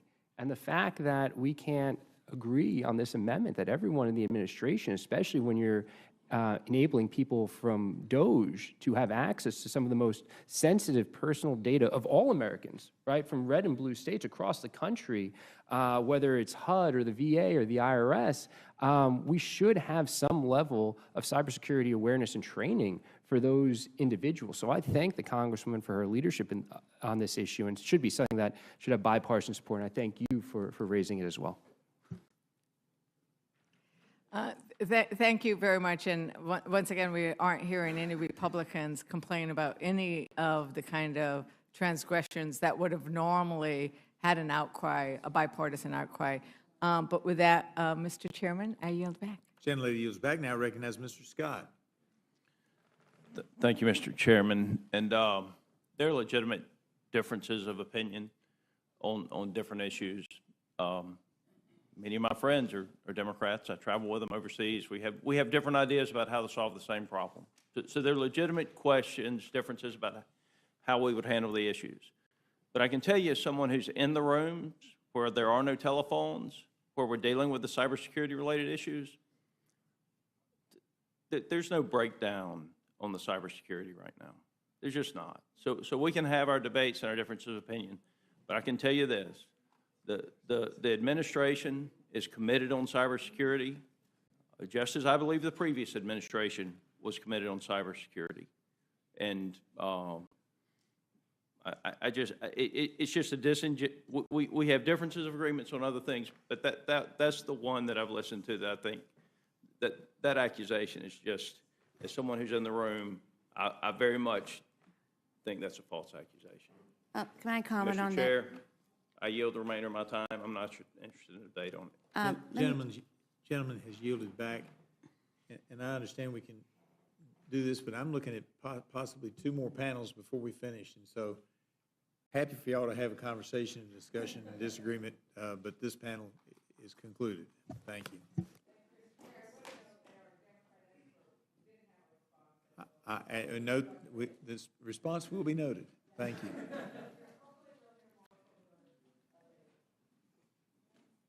Now, what we've been trying to do is when I start calling off the names for the next panel, it'll be starting on this end with chair number 1, Mr. Khanna, Ms. McClellan, Mr. Courtney, Mr. Frost, Ms. Brownlee, Mr. Magaziner, Mr. Garamendi, and Ms. Elfrith.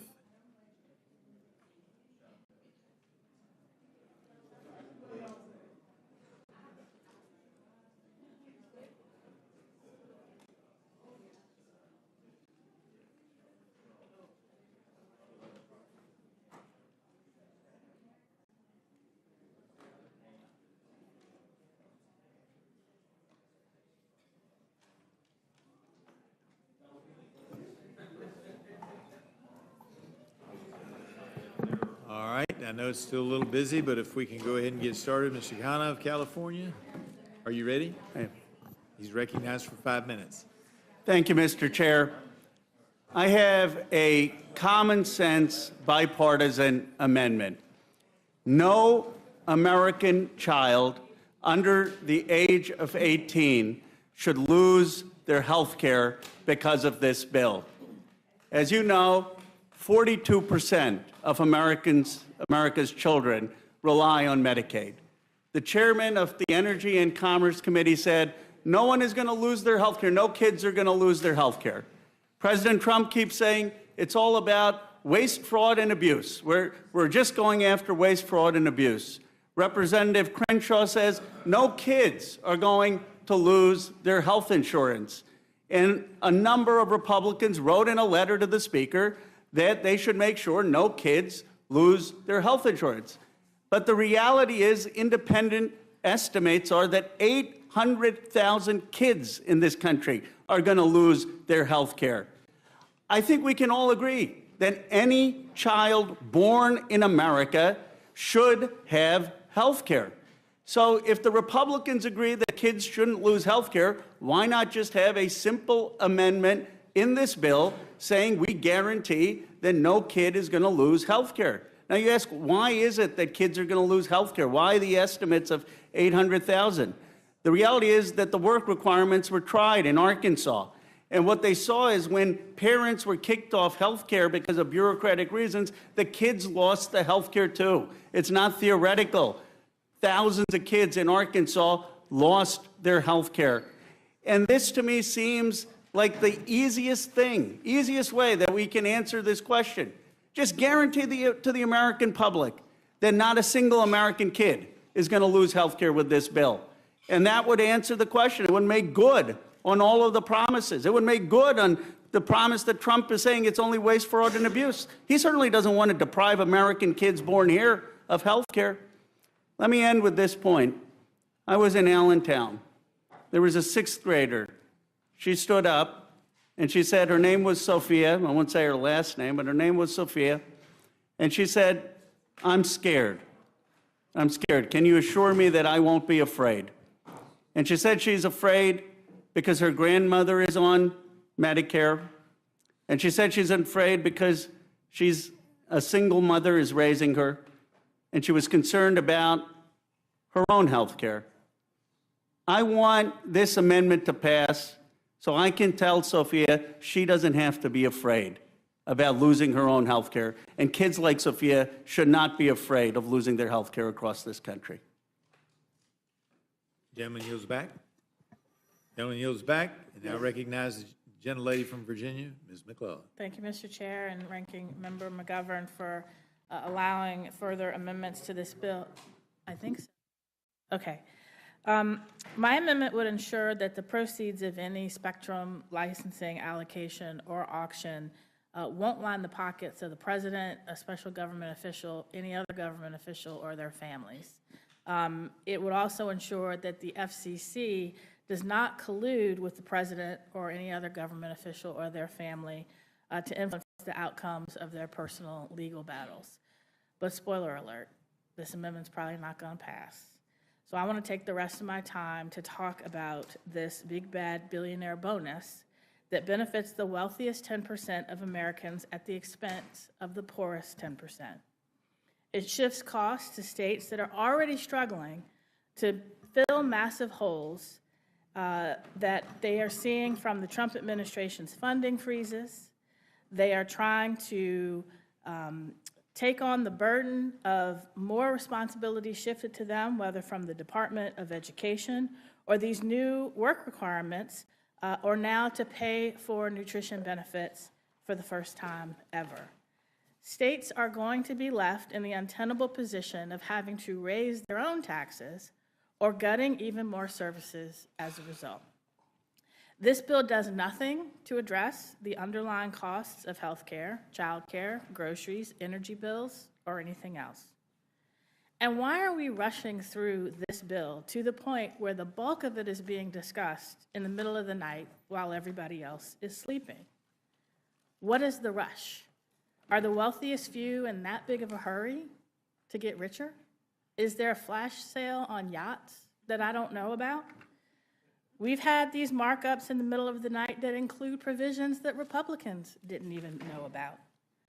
Like the Republicans on the Energy and Commerce Committee who were caught off guard by the Medicaid provisions imposing copays of up to $35 on an individual who earns up to $300 a week. They didn't know that if somebody was kicked off of Medicaid because they couldn't meet burdensome work paper requirements to prove that they're working, like the 18,000 Arkansas individuals who were kicked off when they couldn't meet work requirements even though they were working, these folks that get kicked off wouldn't be eligible for subsidies to purchase marketplace plans that they otherwise couldn't afford. And that came as a surprise to my colleagues in the E&C committee in the middle of the night. And somewhere between the E&C marathon markup and here, a provision was added that would cut the federal match for Medicaid in states that dare to provide health care to lawfully present immigrants. That means that Virginia, that covers lawfully present pregnant women and children, could face a cut in the federal match that would trigger an unwinding of Medicaid expansion that would cost hundreds of thousands of Virginians their health insurance, put our providers, especially our rural hospitals, at risk of closing their doors. Now I heard there'll be at least one manager's amendment that might fix that. But who knows? Who knows what will happen once the Freedom Caucus, I think they've already returned from the White House, but who knows what they've demanded and what they've gotten. And they want to kick even more people off of their health insurance. But what else is buried in this bill? What's going to be buried in the manager's amendment? What's going to be buried in the bill that we see for the first time on the floor that we won't have time to take back to stakeholders or the American people? And will this be another one of those moments where we rush through a big, massive bill and then hope that the Senate saves the House from its worst impulse? Plain and simple, I ask again, what's the rush? What is the rush of a bill that will harm children? That will say to a family, now you, even though you legally cannot leave your child at home when they're 7, 8, 9, 10, we're going to assume that you can go to work once they reach 7. Even though I can tell you when my son was 7, if left at home to take care of himself, he probably would have burned the house down. Have we thought through? Have we thought through the unintended consequences of some of the provisions that are buried in this bill, surprising even Republicans that don't like them? I hope we take our time, we do this right, because if we mess it up, the harm is not going to be to us. It's going to be to the most vulnerable that we represent. And with that, I yield back. Gentlelady yields back. Now recognize Mr. Courtney of Connecticut for 5 minutes. Thank you, Mr. Chairman and Ranking Member McGovern and all the members of the panel. I have a simple, straightforward amendment focused on the Air Force One program, which falls under the jurisdiction of the Sea Power and Projection Forces Subcommittee of the House Armed Services, on which I serve as ranking member. This amendment would prohibit funds made available by this act from being used for the purpose of modifying an aircraft acquired from a foreign source for use as executive airlift aircraft or for transferring such aircraft to a non-governmental entity such as a museum. This provision is in response to the President's sudden decision to accept a Boeing 747 from Qatar to serve as a so-called bridge replacement for the current Air Force One aircraft. The White House has portrayed this idea as a free Air Force One plane. Nothing could be further from the truth. I can say this with complete certainty because in 2018, during the first Trump administration, Congress authorized the purchase of 2 Boeing 747 aircraft that Boeing had originally built as commercial passenger planes for an airline that went bankrupt. The cost of upgrades and retrofitting for these 2 planes to replace the Air Force One fleet totaled $3.9 billion. The work included stripping the plane's interior down to the studs, hardening the plane's defenses, installing encrypted communications technology, and building out space for what is essentially a flying command and control center, not just for our nation's military and intelligence agency, but for the entire federal government. Earlier this month, Acting Assistant Secretary of the Air Force, Darlene Costello, testified before our subcommittee that Boeing has a workable plan for the Air Force to deliver these 2 planes by 2027. It's important to note that the final cost at this point has already exceeded $3.9 billion to the tune of millions of dollars, hundreds of millions of dollars of cost overruns. A few hours ago, the White House confirmed that the president has unilaterally accepted a 3rd plane. We've all seen the pictures of this aircraft that is not even close to being ready to fly as Air Force One. And clearly, it's going to require much of the same time and expense to be stripped down and upgraded as the 2 jets already under contract with the Air Force, which are on track for delivery during the president's current term. This scheme was not free, and the new scheme is not going to be free either. It's going to cost the taxpayers a lot of money. The relevance to this reconciliation package is that the armed services provisions, the $150 billion for the Department of Defense, was allocated under Title II of the U.S. Code, which has little or no controls on how funds are going to be used across programs, unlike Title 31, which safeguards the execution of congressional appropriations.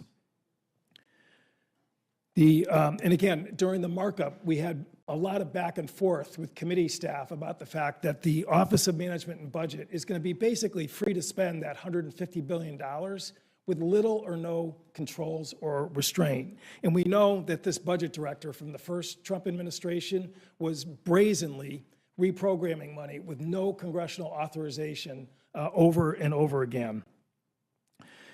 Madam Chair, there are a host of other reasons for Congress to approve this amendment, particularly the constitutional prohibition in Article 1, Section 9, Clause 8, that bars any official from accepting gifts or emoluments from another government without approval of Congress. Obviously, Congress has not even come close to approving this gift. That prohibition, as well as the significant cost of retrofitting a 3rd Air Force One, screams out for Congress to exercise its constitutional duty and put the brakes on this scheme. My amendment will do that, and I respectfully ask my colleagues to make it in order. And Madam Chair, I have an article from Forbes magazine, hardly a Democratic media outlet, titled "Why the Qataris Are Happy to Dump Their 747 on Trump," dated May 15th. Without objection. Thank you. It'll I be yield made a back. part of the record.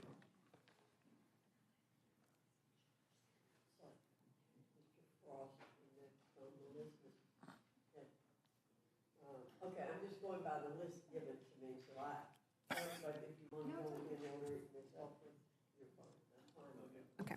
Thank you, Madam Chair, Ranking Member McGovern, and members of the committee. Thank you for spending nearly 20 hours at this hard work. I greatly appreciate it. I'm sure everybody on this panel does, discussing many of the very concerning cuts and policy implications of this bill, staring down policies that will result in as many as 14 million people losing their health insurance and food assistance, the elimination of IRA provisions aimed at lowering energy costs, adding trillions of dollars to the deficit, which we only just found out a few hours ago from CBO, which will trigger $500 billion in Medicare cuts, all to pay for tax breaks for the wealthiest Americans and corporations. I'm here to request the committee accept the following 2 amendments aimed at protecting our national security, Amendment 102 and 108. First, Amendment 102 is a common sense provision recommended by the DoD itself to protect our national security and ensure military readiness when considering coastal leases for sale. The bill before us proposes a fire sale on public lands and waters to the lowest bidders for the purpose of more drilling, and yet offers no guarantee that any of those resources will benefit Americans or lower energy costs. On the House Natural Resources Committee, we often talk about national security and how our ability to produce our own energy allows us not to rely on foreign adversaries, but selling off our coastal waters surrounding our military installations directly contradicts these efforts and instead endangers our national security by prohibiting the military's ability to train and navigate freely. And here's how I know this, because in 2015, the DoD analyzed every offshore drilling block in their roles and activities critical for military readiness and national security, and they determined that what, if any, level of drilling activity can be done without impeding their critical work. My amendment would require the federal government to implement the findings of this DoD report when selling offshore drilling leases for coastal waters. Due to the sensitive training and work of it at our installations, all of these blocks on the east and west coasts were classified by DoD as requiring either a total prohibition or very specific conditions for leasing. But even if everything on these drilling sites were to go exactly as planned, the mere presence of these rigs would cause immediate threats to our military readiness and national security, and that's just not a risk we should be willing to take. I implore this committee to address the very real threat by supporting this amendment. My second amendment before you, Amendment 180, as was just discussed by my colleague, we understand the bill provides extra $150 billion to the DoD, and frankly, I don't trust the Secretary with $150, let alone $150 billion. But my second amendment, preservation of historical items, is very simple. It prohibits the DoD from spending any of these funds until a panel of experts reviews all artifacts and documents flagged for destruction and censorship. Earlier this year, the DoD, under the direction of Secretary Hegseth, began removing books, images, and stories of historical events and heroes from our military academies. The department removed these items as part of a crusade against what they consider promoting, quote, divisive concepts. Yet protecting the history and accurately telling the stories of our nation is critical to our national security. It's concerning that under Secretary Hegseth's guidance, the DoD has removed images and stories often by mistake. We all read the headlines of articles and images highlighting the accomplishments of the Navajo code talkers who fought in the Pacific Island campaign that were removed. Pictures of the Enola Gay, the plane that dropped the atomic bomb in Japan, were removed because of the word gay. At the U.S. Naval Academy in my own district, we've seen nearly 400 books from their libraries removed that explored themes of gender, race, and diversity. Maya Angelou's I Know Why the Caged Bird Sings was removed, yet Hitler's Mein Kampf and Mussolini's The Doctrine of Fascism remain. We are spending precious time, energy, and resources on erasing the history of our great nation instead of preparing for the next conflict or taking seriously the handling of sensitive national security information. A military that looks like our country and receives an education that teaches the accurate history of this nation is critical to our ability to influence strong democratic principles abroad. If our service members don't learn from history, they are doomed to repeat the mistakes of the past. I urge support for both of these amendments and yield back the balance of my time. Thank you, Ms. Elfreth. Mr. Frost, you're recognized for 5 minutes. Thank you so much for the opportunity to testify. I got here at 1 a.m., and when I pulled up, I was surprised to see a crowd of about 150, maybe 175 people right outside the Capitol steps protesting this bill and protesting cuts to Medicaid, protesting cuts to food assistance. And I started walking around and speaking with people, and I found folks who were here from all across the nation, of all different ages, all different ethnicities, races, religions. I met Democrats, I met Republicans, I met independents, I met people who aren't registered to vote. And the word I heard from people the most, especially, it started to rain, we stayed out there talking to people. The word I heard the most was betrayal. And people felt betrayed. And a lot of these folks had already planned this trip to DC for a long time. They didn't even know that this vote would go on. But when they found out that the Republican majority would be hosting a key hearing on this budget, which the budget shows the morals of a nation and the character of a nation, and they heard it was happening at 1 a.m. in the middle of the night, these people in the middle of their vacation, their advocacy trips on other things and all this, decided to come out in the rain with their families to say, we don't want to be betrayed. We want our health care. We want the nutritional assistance. We want a budget that reflects the values of this country. And we don't want a bill that will facilitate the single largest transfer of wealth from the working poor and the working class to the ultra wealthy in the history of our nation. It's dark and twisted that many Republican politicians want to take away health care, make food more expensive, restrict the child tax credit, all to enrich billionaires and mega corporations. If this bill passes, kids will go hungry. If this bill passes, people will die. And I heard this directly from people that were out there protesting, talking about the impacts that these cuts to Medicaid would have on their lives and their children. I also know this bill's unpopular because I've been traveling this country, going to Republican districts and speaking with constituents who have a Republican representative who refuses to host the town hall. I was actually in Michigan because in Representative John James' districts, one of his constituents shared, quote, "My daughter's a young woman who was born with cerebral palsy, mild cognitive impairments, and autism. She depends on Medicaid services for her health, safety, and well-being. She's unable to work or take care of herself. Without Medicaid, she is totally at risk. Cutting Medicaid to give tax cuts to wealthy billionaires is not only cruel and unethical, but it puts vulnerable people like my daughter at risk of severe mental and physical health problems. I'm in this hearing to offer support for Democratic amendments that would reverse the damage of this horrible bill that's a scam, and I personally have two amendments that I would like you to consider. One of them, the first prevents the Committee on Oversight and Government Reform portion of this bill from taking effect if Donald Trump violates a Supreme Court order. The rule of law is fundamental to any functioning country, and the only thing that can guarantee people's safety and security. Without the rule of law, there's chaos, corruption, anarchy. And the president loves to talk about the rule of law, but then he goes on to completely ignore and defy Supreme Court orders that are telling him to do stuff. If any working person at home were to ignore a judge, what would happen to them? No politician is above the law, including Donald Trump. Our democracy and our rights are hanging literally by a thread, in part because Trump has lost over and over again in court because his illegal acts are prohibited by federal judges and by law.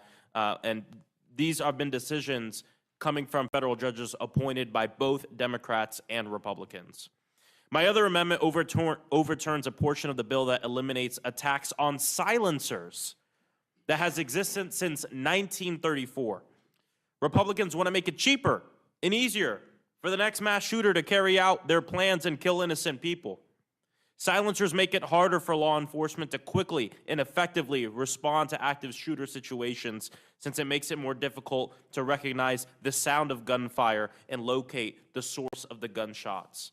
This bill is a giveaway to billionaire donors and apparently also wants to continue to enrich gun manufacturers who want to make even more money and profit even more off of the death of our children and our people. I yield back. Thank you, Mr. Frost. Mr. Magaziner. Thank you, Madam Chair. I am here tonight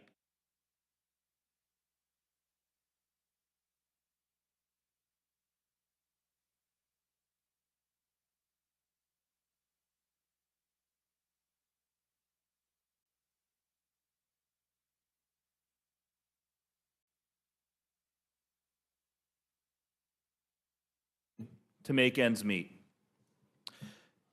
High costs are impacting everybody. The cost of food, the cost of medicine, the cost of rent. The people I speak to in Rhode Island every day feel like they're working harder and harder, but they cannot afford to keep up. And recently, the Trump administration made it even worse with these reckless tariffs that are making everything even more expensive. But you know who's not struggling? The billionaires, the people at the very top, are doing quite well for themselves. Yet, this Republican tax bill will make it even worse. Under this plan, and listen to this, this is from the nonpartisan CBO. Under this bill, people who make more than $5 million a year will get an extra $100,000 plus on their income every year. But a middle-class household, if your family makes $70,000, $80,000, $90,000 a year, you will see on average $45 a year. So we're giving millionaires over $100,000 a year more money. The middle class gets $45 on average. How is that fair? And if you are a family that's trying to work your way into the middle class, you're making $30,000, $40,000, according to the CBO, you will lose more than $1,000 a year once the cuts to Medicaid and SNAP are factored in. So this Republican tax bill is literally taking thousands of dollars per family from working people and transferring it to the super rich. My first amendment will reverse this. Under my amendment, families who earn less than $500,000 a year, the majority of Americans, most Americans, will get a tax break. We would lower your tax bracket 2%. If you're at 22%, we make it 20. If you're at 12%, we make it 10. And we would pay for it by adopting Donald Trump's suggestion to put a new tax bracket for people making more than $2.5 million a year at the 39.6% tax level. This is a matter of basic fairness. Let's ask the people making millions of dollars a year to pay their fair share so that the middle class can get a tax break. And I find it very interesting that my Republican colleagues can't summon the courage to stand up to Donald Trump on almost anything. When Donald Trump says, oh no, I really won the 2020 election, we should overturn the election results, over 100 of our Republican colleagues said, yes, sir, we'll try to overturn the election for you. When he enacted these massive tariffs, which are a huge tax on the middle class, our Republican colleagues were either silent or submissive. When he cozies up to dictators like Vladimir Putin and throws our allies under the bus, crickets from our Republican colleagues. But when he suggested, hey, let's increase taxes on the millionaires to help pay for this bill, well, that was too much for our Republican colleagues. That was the first time that they said, oh no, Mr. President, you've gone too far. Really? So look, I'm going to agree with the president on this one. Let's put that tax bracket, that higher tax bracket on people making more than $2.5 million a year, and instead give real tax relief to the middle class. My second amendment addresses another unfairness in this bill. Understand this. This bill is an across-the-board cut to SNAP benefits, to food aid. Our Republican colleagues like to say it's just waste and fraud, or it's just going after people who are bilking the system. False. There is a 5% cut across the board for every state, regardless of error rate. My second amendment would eliminate that across-the-board 5% cut for every state and pay for that by eliminating the provision that gives an exemption on inheritances over up to $30 million on the inheritance tax. How about, instead of cutting food for hungry families, for working people, we say to the children of millionaires, you know what? You don't need a tax exemption up to $30 million of your inheritance. Let's go back to the $5 million exemption that existed before 2016. We'll let those children of millionaires still get the $5 million tax-free inheritance that they used to get, but not 30. Instead, we're going to feed hungry families by canceling these SNAP cuts. I urge adoption of these amendments to make this a fairer bill, and I yield back. Thank you very much. Mr. Garamendi, you're recognized. Thank you, Madam Chair. You've heard hours and hours of amendments, all of which in one way or another would improve a terrible piece of legislation. It's been said by others way back when I was in the California legislature, if it's a bad piece of legislation, don't amend it, just kill it. This bill deserves to be killed. You are operating under the direction of President Trump, and in that process you are conducting the biggest theft in U.S. history.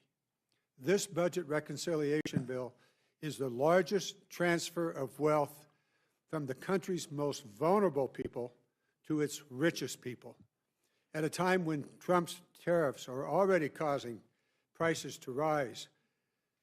House Republicans are making the lives of millions of Americans even more difficult by passing a bill that rips health care from nearly 14 million Americans who rely on Medicaid, including over 300,000 in my own district. And I dare say in each and every one of your districts, whether you're a Democrat or Republican, the numbers are similar. This bill, and therefore you are stealing food from the tables at the schools. Over 18 million children will not have school lunch programs and other food available to them in their schools. Why? So that you can finance $150 billion for the Pentagon's new slush fund. Mr. Courtney already has given you the details on how that would work because of the way in which you are structuring the use of that $150 billion. We know that the Pentagon is already wasting money on very dangerous projects. Why are they allowed? Why are we using the Pentagon to deport aliens, the deportation flights?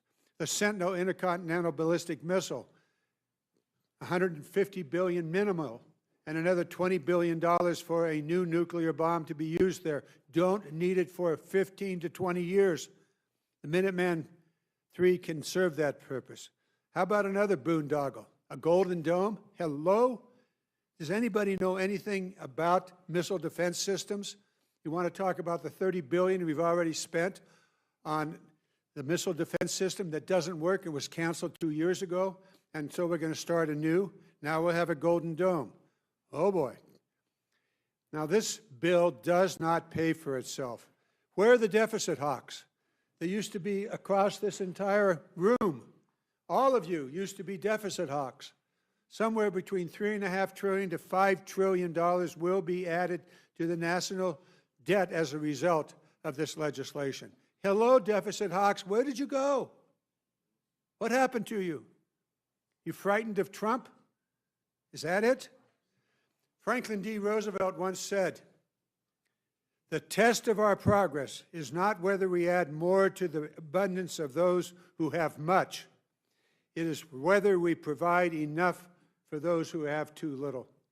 This piece of legislation goes exactly the other direction. It adds to the wealth of those who have much, and it literally and actually takes away from those who have little. The Congressional Budget Office yesterday confirmed that the bill will raise the incomes, will increase the wealth, the incomes for the wealthiest 10% of Americans, while simultaneously cutting the incomes for the poorest 10%. What in the world are you doing? Why would you do such a thing? Why would you increase the wealth of those who already have much while simultaneously taking away from those who have too little? How do you do it? You gut Medicare. You heard from my colleagues. The SNAP program used to call it food stamps. That's real food. And there are already real regulations on what those SNAP programs can be used for. Head Start. It goes on, and it is a disgrace. It is a disgrace. And let's recognize what it is you are doing. The facts, people are struggling, already struggling. You pass this legislation and the struggle will be worse for those who are in the bottom of our economic system. The fact that so many Republicans have voted actively to harm your own constituents just to curry the favor of Donald Trump, it is shameful. There's no other word to describe it. How could you possibly face yourself when you look in the mirror and recognize what you're actually doing to Americans, millions of Americans? It is a disgrace. The Democrats are doing everything we can to stop this disgraceful piece of legislation. I'm proud to stand with my Democratic colleagues. I'm proud that they are taking their time and your time.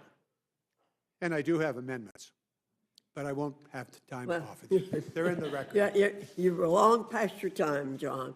Julia, I'll let you get by with a little too much. Ms. Brownlee. Yeah, thank you, Madam Chair and Ranking Member McGovern. Before addressing my amendment, I wanted to really echo all of the arguments made by my colleagues in strong opposition to this big, bad billionaire bill. This bill serves as a Trojan horse to jam through hundreds of billions of dollars in Medicaid cuts that will devastate 265,000 Ventura County residents in my district and 14 million Californians who depend on Medicaid to access their health care. These cuts will harm children, disabled adults, low-income seniors, and they will result in hospital closures across our country. And there are many other egregious sections of this bill that will have devastating, devastating impacts to the American people for many, many years. My amendment today would redirect $1 billion from this bill to fund climate monitoring, weather forecasting, and disaster preparedness programs at NOAA. I would challenge my Republican colleagues to find constituents in their districts who want to lose access to accurate weather monitoring, particularly as we head into the busiest time for severe storm predictions like tornadoes and hurricanes. Just this past weekend, deadly tornadoes tore through states from Kansas to Kentucky. The same weekend when reports came out that for the first time in the past 50 years, local National Weather Service offices would no longer have the capacity to monitor weather around the clock in parts of the country due to reckless DOGE cuts. I have got a map right here that shows the places in the United States that no longer have access to 24/7 weather monitoring. This is not some partisan talking point. It's a matter of life and death. Programs like the National Weather Service are what we promise to the American people in exchange for their hard-earned dollars, not tax cuts to the wealthiest 1%, while the president takes our economy to help his billionaire friends scam the system and profit off the American public. The mindless destruction of America's critical government programs only makes our country weaker, it makes it less safe and less prosperous. It's just plain irresponsible, and it cannot stand. I'm offering this amendment as a necessary course correction to invest back into communities and to our public safety. The forecasts NOAA produces are critical across almost all sectors of America's economy, from safe air travel, managing our water supplies, supporting the outdoor recreation industry, to seasonal forecasts that help farmers decide when to plant and when to harvest their crops.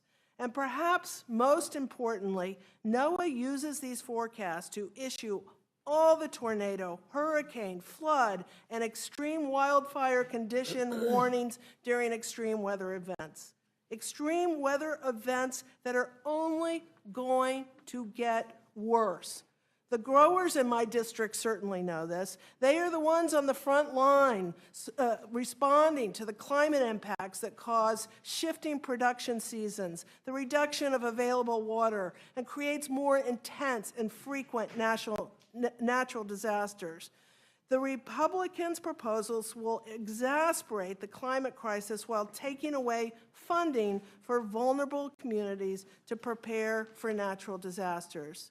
In the face of this Trump tax scam that threatens our clean air, safe water, public health, and economic prosperity, I am proposing we instead invest in programs that will keep our communities safer and ready to respond to extreme weather. With that, Madam Chair, I urge this committee to adopt my amendment, and I yield back. Thank you very much. I thank our witnesses for being here, our panel for being here. Anybody else? Does anyone on our side of the aisle wish to ask a question? No. Mr. McGovern, you're recognized. I just thank this panel. I appreciate you being here, and I know some of you were here at 1 in the morning. I remember seeing you, and I would just want to again say what I've said to previous panels. Thanks for sticking it out. I think it matters. I think people are paying attention. I think it's important that we're fighting back, especially against a bill that we find so egregious. And so I just, we will support the amendments. We will have your back. But I want to say thank you. And Madam Chair, before I yield back, I don't know whether you have any updates on schedule. I've been trying to read news reports as to whether or not Republicans have come to an agreement on a manager's amendment, and I don't know if you have or not, and whether we might be, what you anticipate the schedule for the evening to be. I believe we do have an agreement on the manager's amendment, but I'm not exactly sure of the schedule because I have not been able to. Okay. I came in, we're trading places, so right. I will give you an update. But is your expectation that rules will reconvene tonight? Yes, sir. And if that's the case, is it your expectation that a bill will be on the floor tonight? Yes, sir. Okay, well, I mean, we started at 1 in the morning, we'll finish at 2 in the morning, but okay, all right. But I thank the gentlelady, and I yield back. Ms. Scanlon.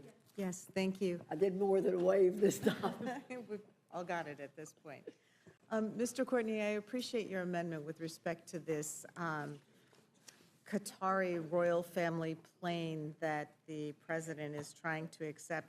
In the Judiciary Committee, we have focused on the fact that it's a pretty clear violation of the Foreign Emoluments Clause, but I appreciate the fact that you're bringing up that it's actually a huge waste of taxpayer dollars. Can you just talk about that for a minute?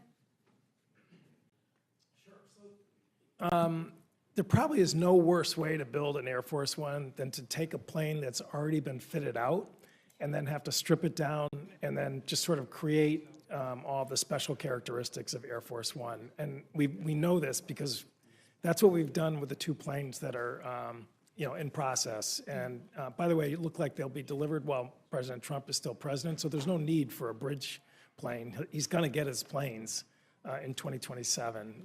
So yeah, just building a third Air Force One is a complete waste of money. Right. It seems offensive to our armed forces who are responsible for maintaining the plane. Obviously, it has all the indicia of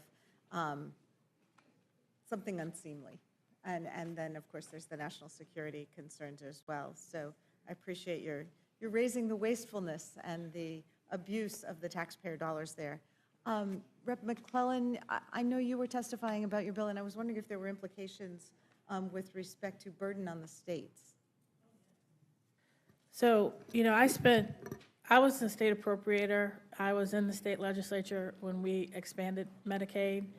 And, states can't print money, and they have to have a balanced budget. And this bill shifts a lot of costs to the state for nutrition programs, for some Medicaid spending. But you got to look at that in a broader context. So first, let me talk about the work requirements. States have had the ability to impose work requirements for 7 years.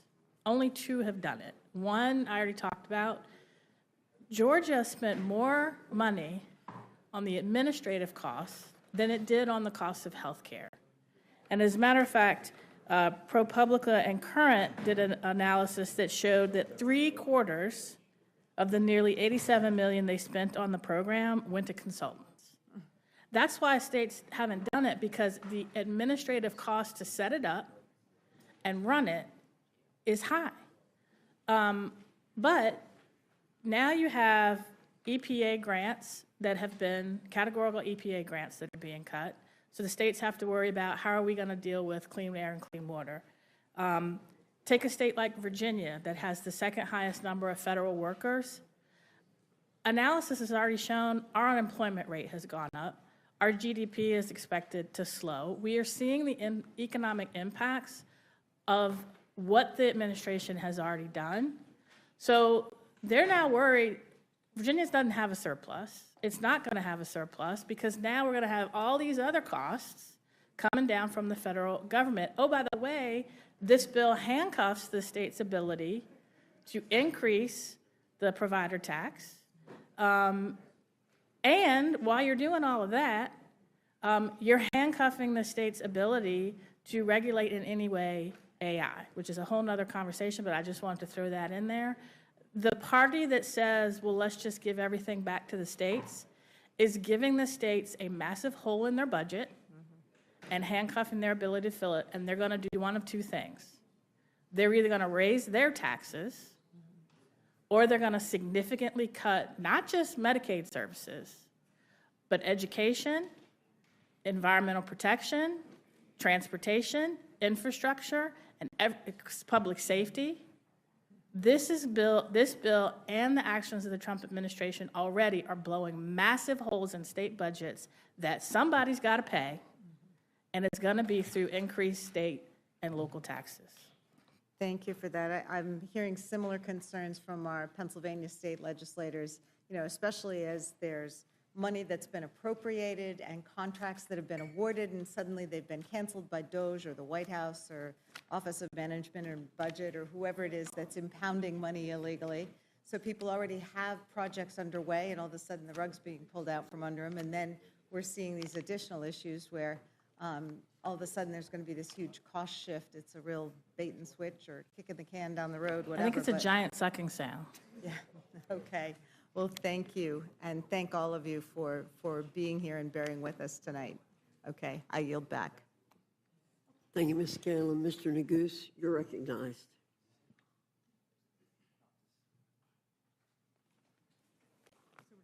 Sorry, a lot of paperwork over here, Madam Chair. Great idea. It's been a long day. I have no questions. Thank you all for your testimony and your amendments, and of course, I support the amendments. I just want to follow up on a point that the ranking member mentioned. We've been here now for 19 hours, I guess, close to 24 hours straight. Started at 1 a.m., and as the ranking member said, it sounds like we may very well end at 1 a.m. or 2 a.m. with a vote in the dead of night on the floor on a 1,000-page bill that would have dramatic negative consequences for the American people. But I don't know that I could say it any better than one of your colleagues, Madam Chair, and that's Representative Massey, who posted on social media just a little while ago, I'll quote, "Major provisions of the big, beautiful bill are still being negotiated and written, yet we are being told we will all vote on it today. Shouldn't we take more than a few hours to read a bill this big and this consequential?" Now, what's interesting is a commentator responded to that tweet and said, "Wasn't that a promise, too, that y'all would get 48 hours to read new bills before voting?" And Mr. Massey's response, "Yes, it is in our rules that we will have 72 hours to read every bill, yet it's been circumvented this week by a manager's amendment, which substantially changes the bill, but should only contain technical clarifications. And a rule called same-day rule has also been suspended," which of course we know was done yesterday. Here's the point. We've seen this movie before. We, I suppose, will wait here with bated breath for the manager's amendment to be submitted to this committee. I suspect that that manager's amendment is not going to have technical corrections and changes to the rule print, but instead will be fundamental changes to this bill.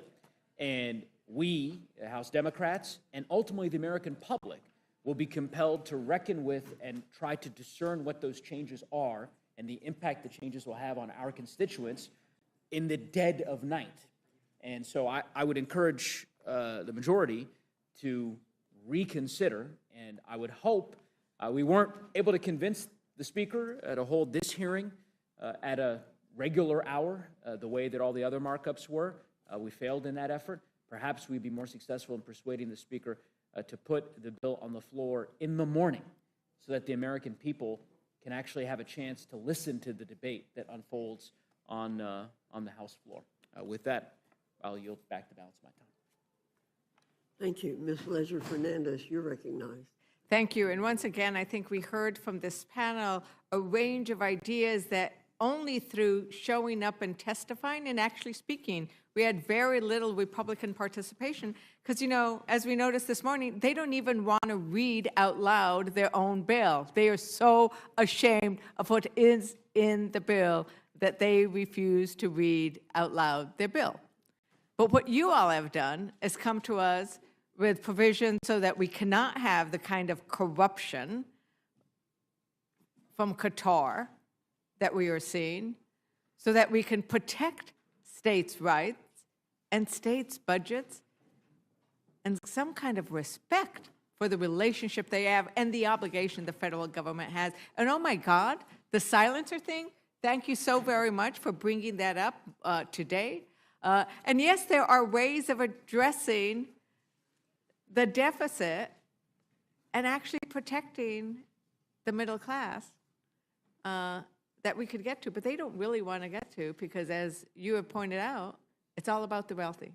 Everything they do is about the wealthy. There's all kinds of other stuff. And do they have their heads on the sand or what? Like, not in the sand, they were like ignoring the danger around us for money, right? So the risks that they are imposing on the American people is just astounding.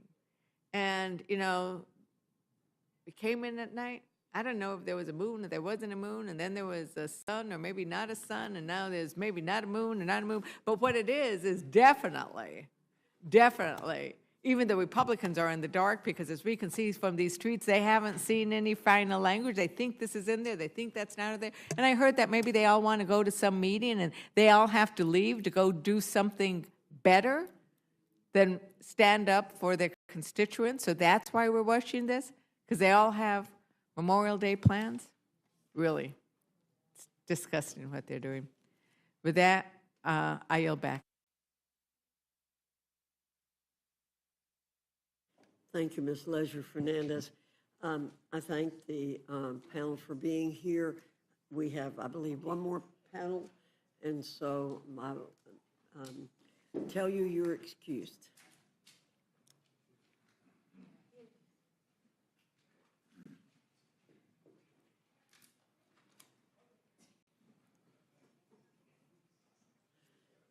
If I could ask you all to do the same thing the last panel did, we have 7, I believe, not counting Mr. McGovern, or he's going to stay here. So if you'll go down, Mr. Bynum, Miss Bynum, excuse me, Mr. Johnson, Ms. Poe, Mr. Landsman, Mr. Byer, Mr. Bishop. Somewhere in that order.